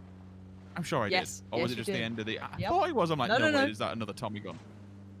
Yep, Nailup has the Tommy gun in play. We're all excited for that one to come in late game. Wait and see. But for now, it was a weird start. We've had a couple of weird starts, honestly. I mean, I think the Pink Pony one and the Omicron one was a little bit more... You can explain it away because they do drop in a very similar location, so it makes a lot more sense in that regard. However, that fight was just mad.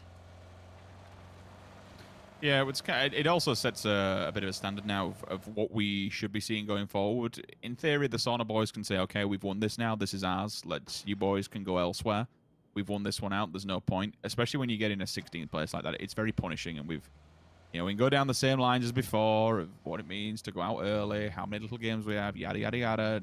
You all know it by now, but we shouldn't be seeing that fight unfold again. I think if we do, it's rather stupid and a little bit ignorant. We've, let's talk about in London, we saw a 3-way for Pachinki that pretty much went on the entire tournament and caused people to bat them out in lower places. Yep. Yeah, no, I'm glad you reminded me of that. It's over and done with.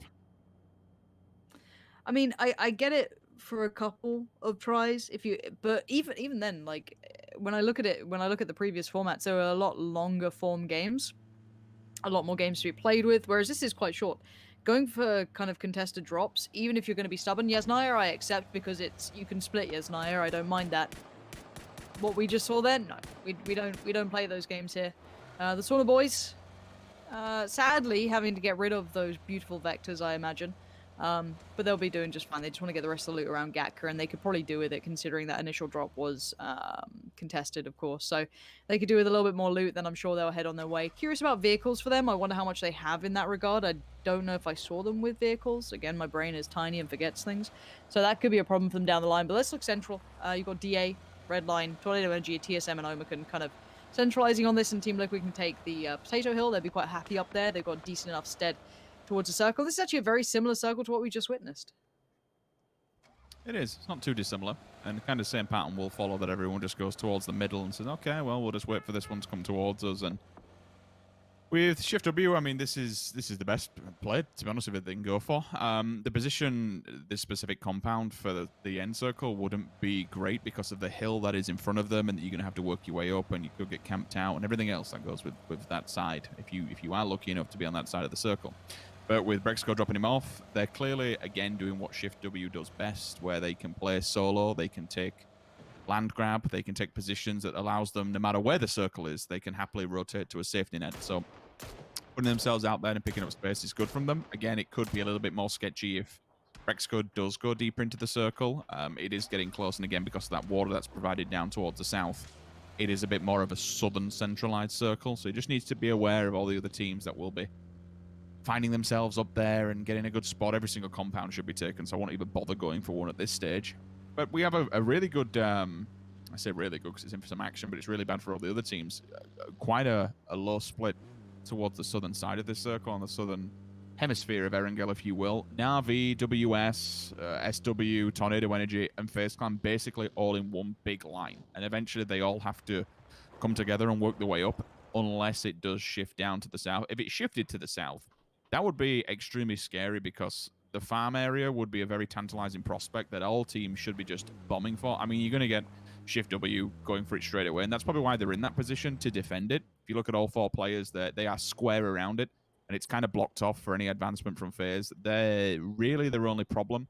If FaZe just get in the vehicles and send it to farm and keep control of it, again, to get that basic play, it's going to have to be a hard shift towards the south. You wouldn't be banking on that any other way. For everyone else, it's just kind of hope it comes somewhere towards the center, get in a good position that you can work with.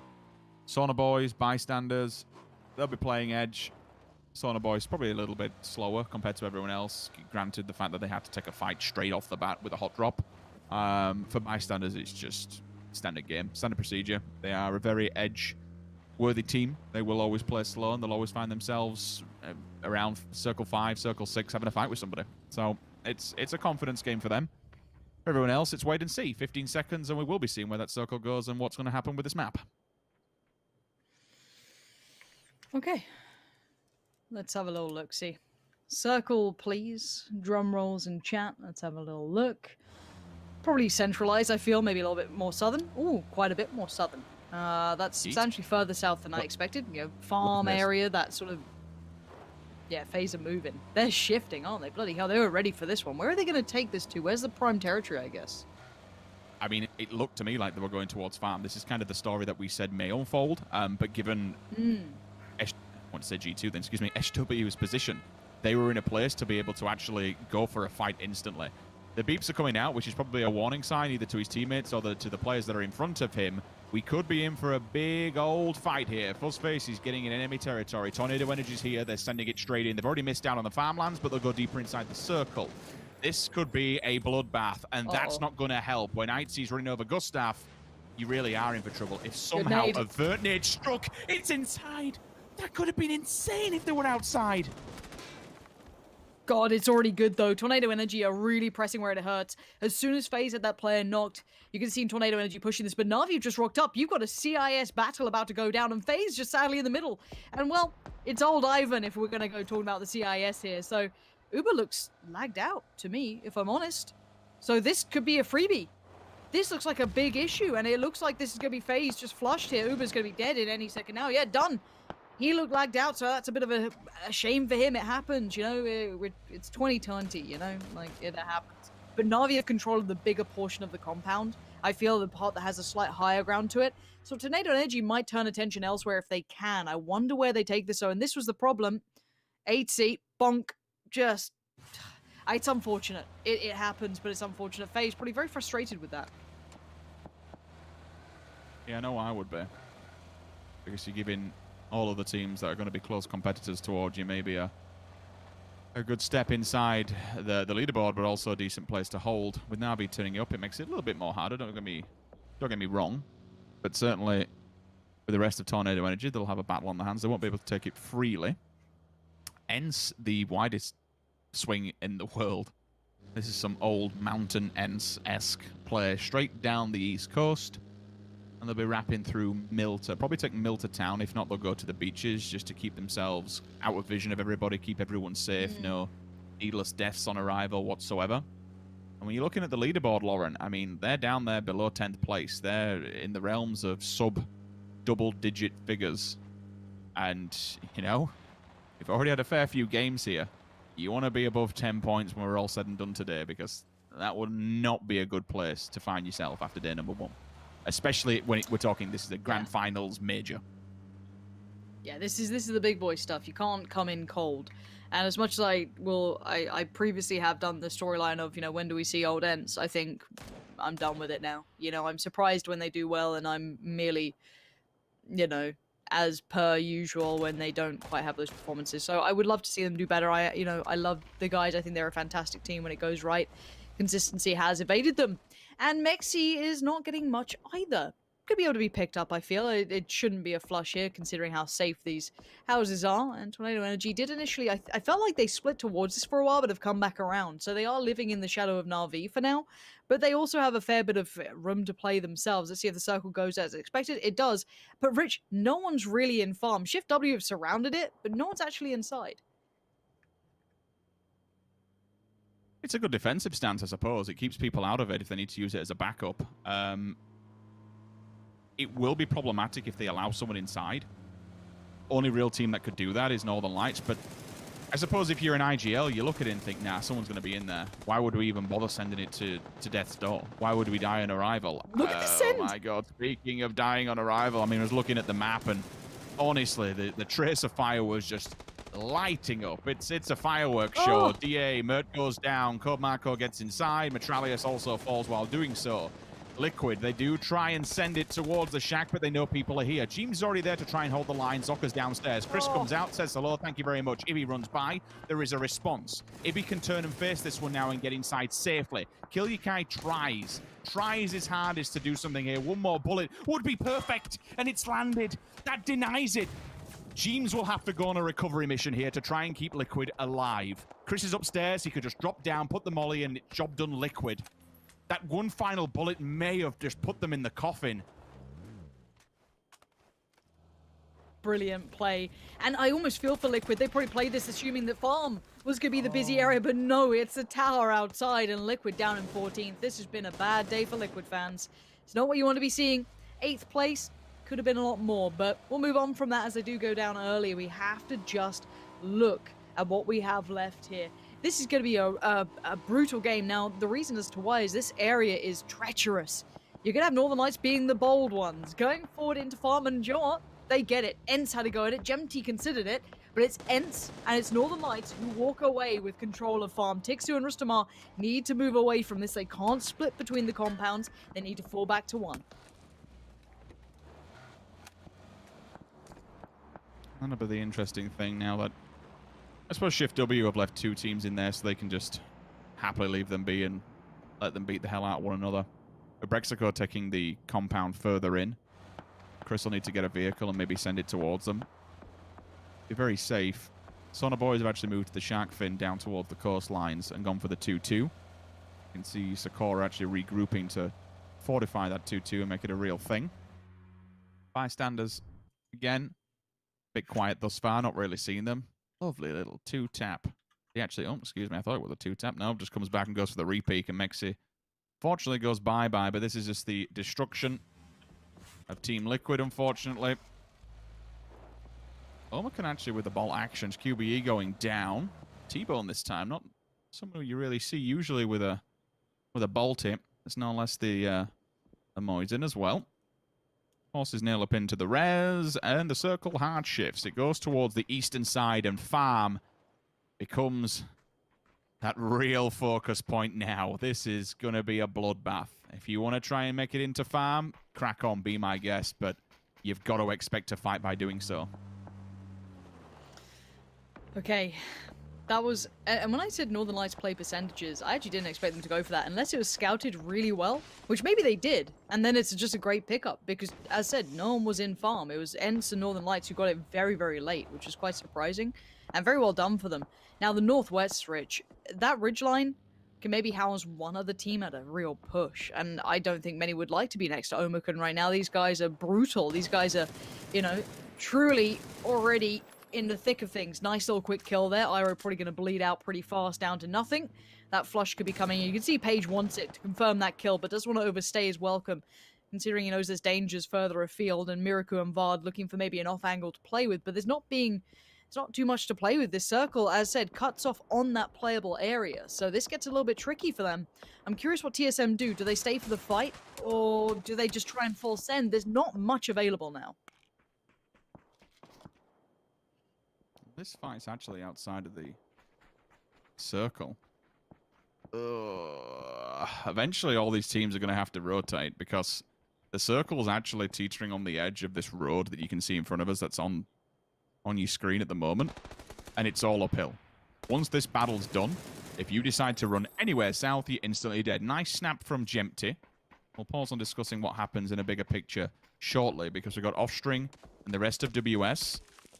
They're actually coming round the back of TSM, and TSM has no idea what is about to happen. The second you go for that res, good job from Miracle to kind of read it and understand that he is exposed. And maybe he does have the information. Now they most certainly do. Fex finds the first point of contact. And now WS's point has been noted by not only them, but Tornado Energy as well. And this is the real issue. What I was speaking about earlier on. This fight, they can fight upon this plateau, but when the circle's here and it pushes them off the plateau, there is nowhere else to go. It's death waiting them, and it's all from down below. Yep, it's like, well, do we choose to die to Omicron, or do we just take our chances and run down the ridgeline to probably our inevitable death? There are vehicles there that maybe they could just, you know, haphazard a guess to and just hope for the best as they roll down into the clutches of maybe Tornado Energy, DA, Shift W, Redline, whoever it is, but it would be one of them. Not much safety to be found as Omicron hold this ridge. They know that they can't let this go, as that is the entry point. It looks like vehicles were the answer. Let's see how far WS make things. It looks like they found a ditch to fall into. Now Paige still able to see some of this. Careful on that car now. And it looks like Tornado Energy fancy a go at it too. So everyone kind of piling in towards it now. Northern Lights still maintain their territory. But the bystanders taking a little bit of flak themselves, coming in from the southern side, trying to be quiet about this, but Na'Vi not letting it go, and neither are the Sauna boys. And look at Melman's push. This is very aggressive. I mean, why not get stuck in when you've got so many players alive? And as I said before, there's no real way to go once it's for these teams in front of him, at least. It could be crucial if it finds its target. It doesn't, but what it does is put WS on red alert. Example has a secondary angle. Omicron are taking advantage of the situation, though. They've read it and they realize that WS have been noted. So we can at least crack on and maybe try and get to the center of the map. There's very little to go, though. It's just... oh, the open, warm embrace of death for everyone is waiting. If you're upside of that hill and you're not in and around farm now, honestly, I think you're in for a bit of a treacherous run. Outside of the farm, you do have a ridgeline that runs around, which kind of blocks vision from left to right, the yin and yang of this circle. So you do have battles that can unfold and can happen freely without being shot in the back. But eventually, once you move to that central point, that's when it starts to get real sketchy. Okay, good nades from Ooh, I was going to say good nade from Na'Vi, but it's actually the Sauna boys making them land, and that's a lot of points to be had if they do get in towards it. Omicron's in trouble now. They were in a similar position, but they committed down towards the south off that ridgeline. And Ivers is just on the other side. A quick little nade in the pocket, just plays so perfectly. Got to be careful to not be found himself, but not much to be done. There is not much room to be played with here. These fights are brutal, and they're close quarters. Na'Vi want to remove Flammy now, and that nade... just a touch too far, but I don't know if he'll survive another. Flammy, nope. Flamey. Doesn't really matter how you say it. Flames have got him. The beautiful little logo of the deer with a laser beam. Comes into play in the corner. I'm always appreciative to see that thing. Marco, 93 damage. Just through the letterbox. Got to keep Tornado Energy at bay. And actually, 2 players outside the circle side. Now I understand fully why they want to try and clear this one out. I don't think it'll be an open and clear run. That makes it a tiny bit easier. They'll pause for a second and then maybe try and hit it. Because now they know, okay, well, pause has come through. Resuscitation will be coming out. We can start to rotate, but let's kind of take stock of this one, Lauren. Players are dying here on the side of Tornado Energy. In my opinion, needlessly. These are the ones where they went and got a bit greedy. They were trying to find those fights that you spoke about earlier on. opting to move away from the safety net, the position that they hold. And by not staying their feet, they've actually been punished. They could have stayed here in and around this little tower, played it as a team, played it as a unit, and took fights as a group. Instead, they went off. They tried to take some free frags here and there. Don't get me wrong, it is what it is, but ultimately it may have cost them. They'll be staying down probably outside of the top 5 in this one. Yeah, it's obviously hindsight is 2020, but I think the over-aggression in a circle like this is rough. I mean, someone like Na'Vi pushing out and finding you, catching your heals, I'm not even that surprised, and I don't think they are either. Probably a little frustrated, but I mean, they were able to do that to FaZe in the previous game. They took that territory away from them when they try to push up, so, you know, full circle here. It does seem to go around like that. Now, I'm looking at Ents and Northern Lights as the two big teams coming into this final circle, and actually the Sauna Boys aren't in a bad spot either. Still maintaining a 2-2 could be a problem if Na'Vi kind of cut between them. However, beyond that, Shift W do have a little bit of a position. That was the one that they claimed off, well, they maintained against Liquid earlier. You can see Tornado Energy weighing up their options, and, well, as you can see, it's not ideal. They need a clean fight towards DA, which they get the first step on, and I say they, it's just Alia on his own. Gonna hit that med as quick as he can. As already you're seeing Ents getting into the battle themselves. So Diggory being proactive, even though they do maintain wonderful circle positioning. DA gone. Alia fallen. Tornado Energy the next victim. This 2-2 actually from Sauna Boys is it's a bit unorthodox, but you know what? They're making it work. This is because they've been... It's not bad. Yeah, it's a safety net, right? You know you can't take a fight head on, but you know you can get ahead of the game in terms of teams that are outside the circle. They've been listening to where all these shots are coming from and just formulating a plan to find cover, really. I'm actually surprised the Pink Ponies have held on for so long between a little trifecta of teams that's going on toward the farm side. Ends, Northern Lights, Yeah, they pulled Pink up quite a Pony. bit. Ooh, pull up. Here we go. It's going to be Sauna Boys. Misa's going to find one that's going to be tabbed down. Does anyone survive from Na'Vi? You can see the Molly Sakura's right on this, but they're just keeping their heads down low enough. And the Sauna Boys, the other two, are desperately trying to get over to help them out, but now isolated Sakura goes down the trade. But that's the perfect off angle. Denies too, but a quick nade comes in from Orange. Isolates the area. Who's left alive? Besto still up? I can't really tell because we're seeing their beautiful faces. And I think it might just be Besto here. So the Sauna Boys, if they find the right target, could get all of it. But no, the smokes are occluding the vision. Sanya's still alive and kicking. Okay, on the opposing side, he's probably going to go down. Again, that's from a different angle altogether. And it was a very well thought out and well laid plan. And then you get all of a sudden Na'Vi who just take vehicles and say, nope, stuff it, this is ours, ram raid, job done. By having that 2-2, your resources are just split down the middle 50-50. You know, you have to, it's a numbers game at that point. And Na'Vi is Na'Vi no matter any day of the week. Flashbangs going up, trying to clear out this last player. If they can get rid of Chris, Ivers, the rest of Redline, they'll have themselves a Harry Potter to work with. Circle goes away from them. To be honest, if they can clear him, they now need to clear him out in order to run. There are the vehicles there. If they're not blown up, that's the telltale sign. Chris bobbing, weaving, ducking, diving, doing whatever he can to try and just avoid the oncoming onslaught of utility. And ultimately, it's a different team altogether that kills him. Yeah, Ents will be happy with that. So let's look at that new circle. So Na'Vi, can you believe it? Sauna Boys are probably kicking themselves if they're still watching this, going, oh, if only we'd managed to maintain that. We could have had a great position on the circle. And you've got to look at Ents, the Pink Ponies, Northern Lights. Now, Redline, maybe they could sneak in and not be seen, because this is the bigger fight that's ahead of these teams.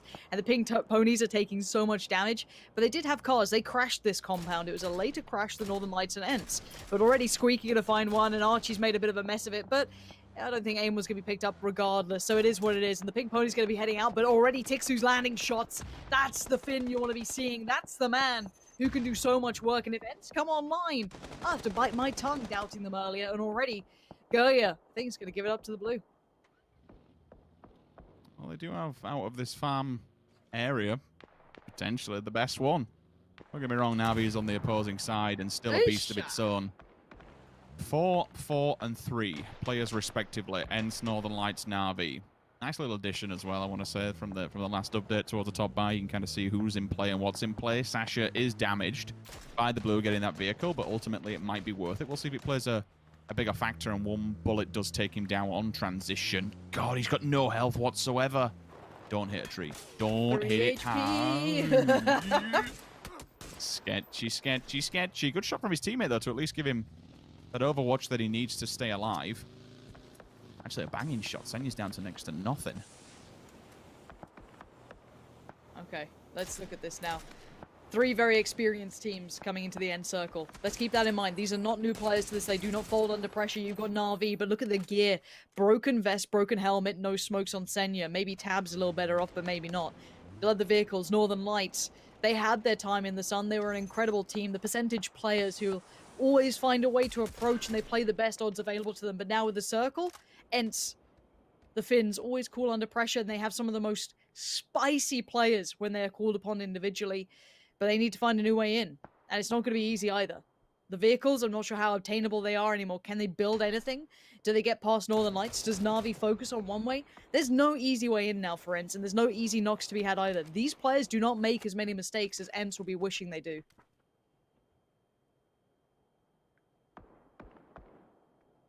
Ents have still got to deal with Northern Lights first of all, the look of this fight. And I kind of spoke about it how it is a bit more of a two-fight situation where you have this lower land, lower area that you can work with to be out of vision of Na'Vi, but, you know, since the vaulting came in, we can get on top of the buildings. That ain't a problem. We can use that and gain some height advantage ourselves.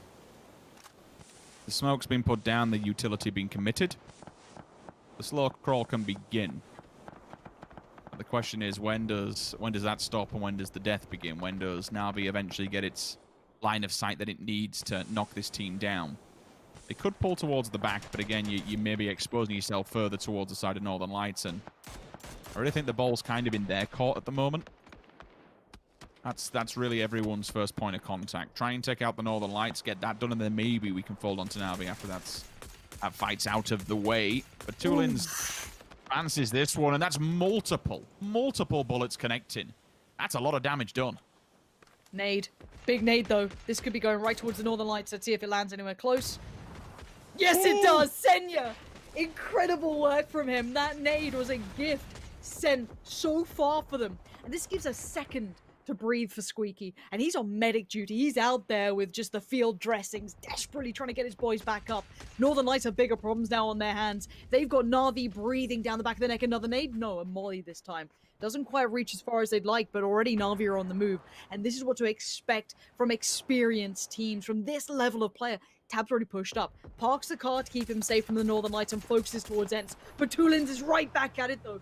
Desperate for those shots to find their target. Diggory, he's pushing up, but caught in no man's land. Batulins puts him down. Tixu bleeds out. Nades now rolling in. Squeaky barely alive. The blue just about to come through as well. The heal just about makes it in time.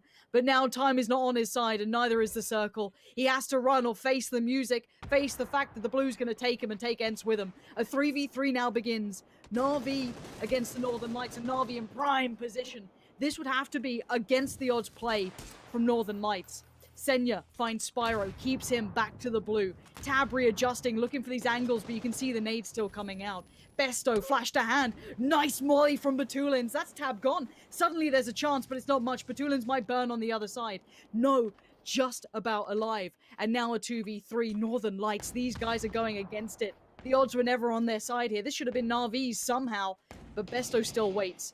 This circle is going to be brutal now. If that touches them, it's going to be death. Besto, good tag towards Batulins. Adjusts the angle so slightly. Another flash, Rich. This is madness from Besto. He's got them all lined up. He's got a quick one. Grab, run. Greg just drags him to the ground. Batulins, a quick trade. Leaves it all in the hands of the IGL, and the blue's the only place he could run.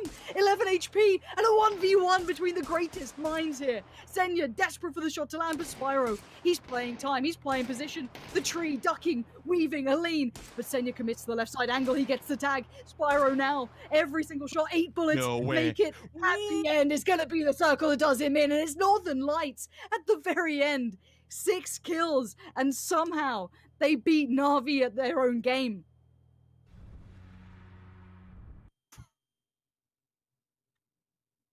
That's crazy. That is all I'm gonna say, right? Honestly, from the Northern Lights, that is one of the most relentless bottom of the bag players I've ever seen. That nade comes in from Na'Vi, completely shatters them. Everything looks bad. They somehow still take a fight up against Ents, deal with it, and then force themselves back into Na'Vi. Ultimately, the circle does them a favor. Credit where it's due to Besto, though. Like, good God, the pre-fire that was coming out, was it Spyro at the end? Was literally just pooping his pants. There was nowhere to move from that tree. Every single pre-fire. That's how we end it. God, that was a good ending. I've missed PUBG, Rich. I've actually missed this. That was damn good. And yeah, I need to go catch my breath because I lost my mind at the end there. Jeez. Let's hand it back to the desk, boys. What a way to close out that game. Bloody hell. I'm going to admit, I looked away because I thought it was over. And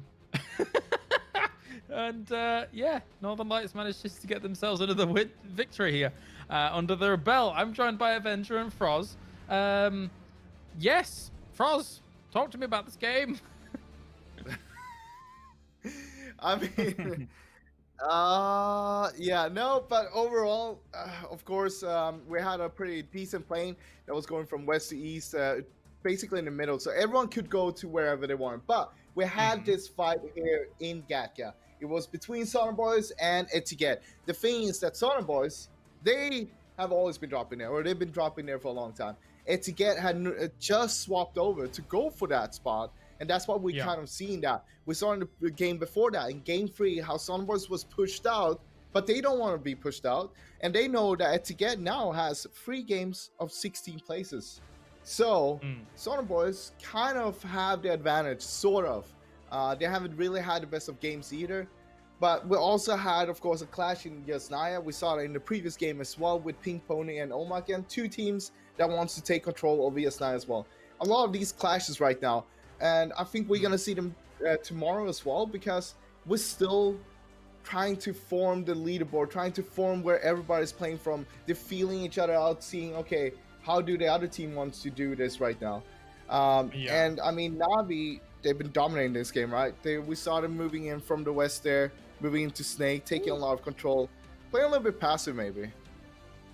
Tornado Energy getting themselves a lot of kills on the board as well from that west side. Unfortunately, they got themselves caught on the edge, and Na'Vi rocking up to Sonar Boys as well. And for all intents and purposes, apart from the very end, Na'Vi played this game really, really well, Martin. Yeah, they executed on, especially this compound, they executed all very nicely. They got so many kills, and were able to pull up in some great spots, taking out Redline here, for example, as well. But the place that I thought that it was done was actually here with Sinius Nade. Because then at that point they had enough space to push onto ends, and Northern Lights also pushing on some pressure here. Another knock on ends as well, and this is where I felt like Na'Vi, they're gonna be pushing out. They're like, they are on the other hand, they have knocks, multiple knocks, like the fight is gonna go on, but they're holding back. They're waiting a little bit too long for the third party, giving it just enough space for Northern Lights to kind of come back on their feet, get a knock here on the tap. Nice trade though with the Molotov, but he even ducked there. Then the shots were so close, and it didn't really work. He still got hit by it. Unfortunately, Senya was actually really, really close for this one. Spyro played extremely well. He had 1 HP, and he got a little love tap by the blue zone. Yeah, the fact that he was so low on health, I thought he was going to go, but apparently not. There you go. Here's our 9th through 16th. A few points coming in here and there for Pink Pony. Only the 3 points, but they were placement. Let's take a look at our 1 through 8 as well, because Na'Vi 17 points. Northern Light another 16 points under their belt after that victory, but 11 kills going the way of Na'Vi here, Froz. Brilliant stuff. Brilliant stuff and well needed for Na'Vi. They had somewhat of a rough start to the day, but that one, it's going to be a part of redemption for them, pushing themselves up there on the leaderboard, of course. And look at that, both Na'Vi and NLT with over 2,000 damage. That's a lot. That's a lot from both of the teams. And it comes down to them playing those kind of spots. We saw them having to push in a lot, needing to take those kind of fights. And yeah, I mean, both Na'Vi and NLT played this game really well. Yeah, considering as well the fact that we had so many kind of rotations through those middle compounds and extra conflicts always going on all the time in those. Seeing a few kills coming on here as Na'Vi, Northern Lights, Tornado Energy, all having a really big day, to be fair, Martin. Yeah, and here Misa said at first place, he's saying to himself and saying to everybody, do you know who I am? And we know for sure, Misa, you are the Bloodhound. He's been able to sniff out some damage as well. But overall, a really interesting day. Like, it's been, even though Northern Lights, they had 2 wins here, there are the 2 other games they had, they didn't get too many points. I know it's just 4 games, so it's very spread out, and our top is very, very evened out very nicely. One of our top teams currently, given the positions that we've seen throughout the day, has been Omicron. So let's talk now to, I think it's Bolin, the coach from Omicron Sports, if I'm correct. Hey. Hello there, Bolin. How are you doing? How you guys do? Yeah, not too bad. Not too bad. So first questions first. Coming into the tournament in general, what were your expectations as a team in terms of performances against the entirety of the lobby, and did you think you would be able to get done what you've done here today? I mean, it was a good first day for us, and we came to win the whole tournament, of course, with that attitude, and had 2 good games and 2 bad games, and can't be disappointed for it. Okay, fair play. Avenger? Hey, Bolin, I want to ask, what have you guys made any changes specifically, you know, going from the group stage into the grand finals here? Because obviously there's a lot of kind of changes coming in group stage. You basically don't need to survive, and here you really want to win the tournament. So are you guys looking to have making like smaller changes that you might be able to share? I mean, we focused more on our edge game, how we play edge and how we take the splits in the first circles, and we don't want to lose so much players in the start as we did in group stage, and it's going to be easier now when we can predict where all the other teams are most likely going to be. You never know, but it's going to be a little bit more safely for us to play our like game in the start than in the group stage now, so we can like get those high kill games in the end. Nice. Okay. Ross? So after 4 games here, I mean, I kind of think I know the answer, but I want to hear from your perspective. What is the biggest obstacle after these 4 games here today in terms of going forward here in the finals?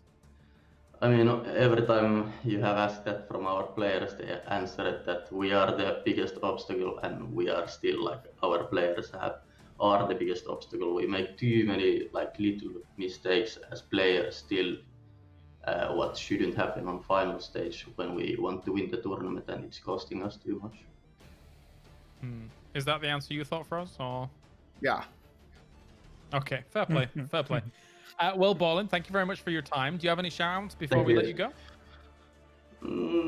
Shout out to our fans who are cheering us in our Discord and on the stream, and shout out to Maxim for great protein bars.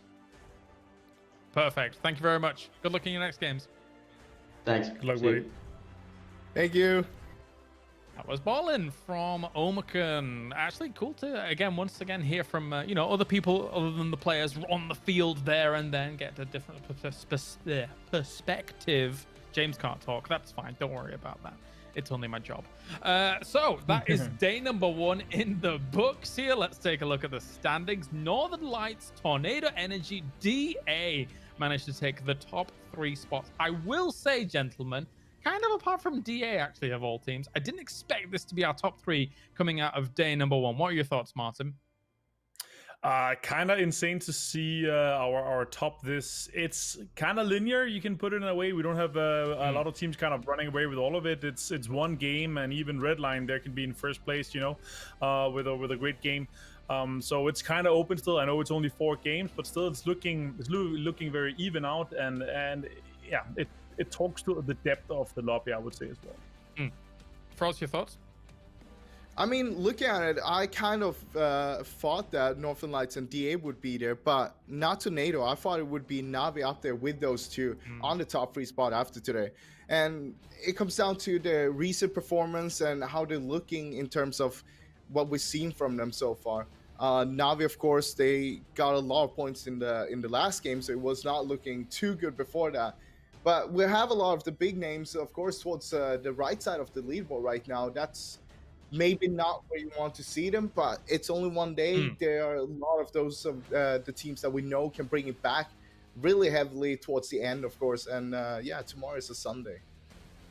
That's true. And the one day we're not offered to do predictions at the start of things, Tornado Energy has a blaster of a day. Damn it!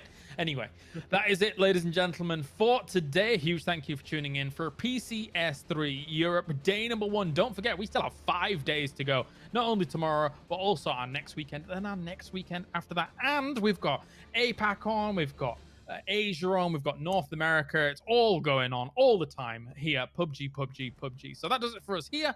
Tomorrow we'll be back same time, same place for more PUBG action.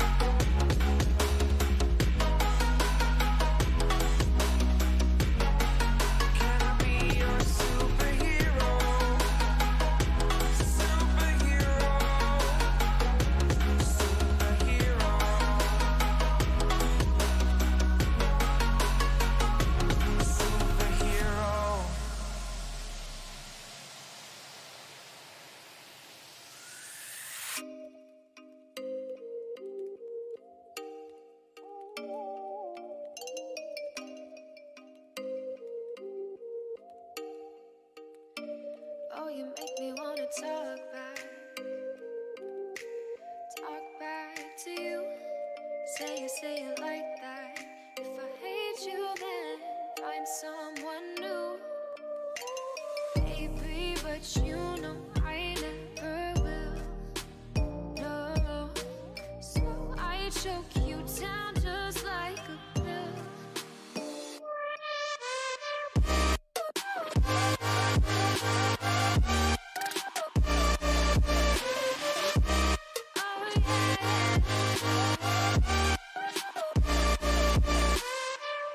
You like a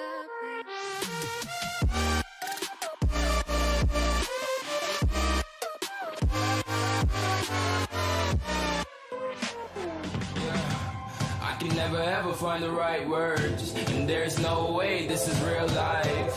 There's no telling you're the right girl, so I can only say that it feels right. It feels right. It feels right. Yeah, I can only say that it feels right. It feels right. It feels right. Yeah, I can only say that it feels right.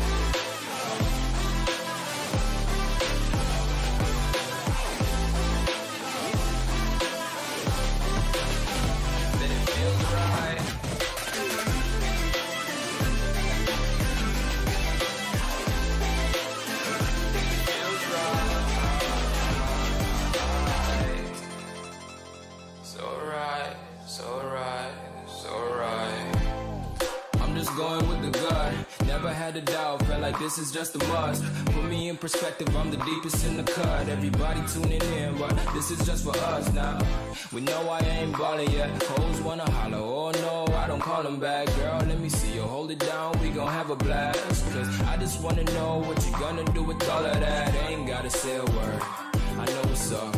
You can have it all, watch me rip it off. I'll admit it, you got me feeling hella loved. Even when it's going down, know that we gon' live it up. Young shot caller, always been a baller. Know that you the one, I can feel it in my heart. Yeah, I won't stop charging, we going come harder. I can see you and I, way beyond the stars, girl. I can never ever find the right words, and there's no way this is real life. There's no telling you're the right girl, so I can only say that it feels right. It feels right.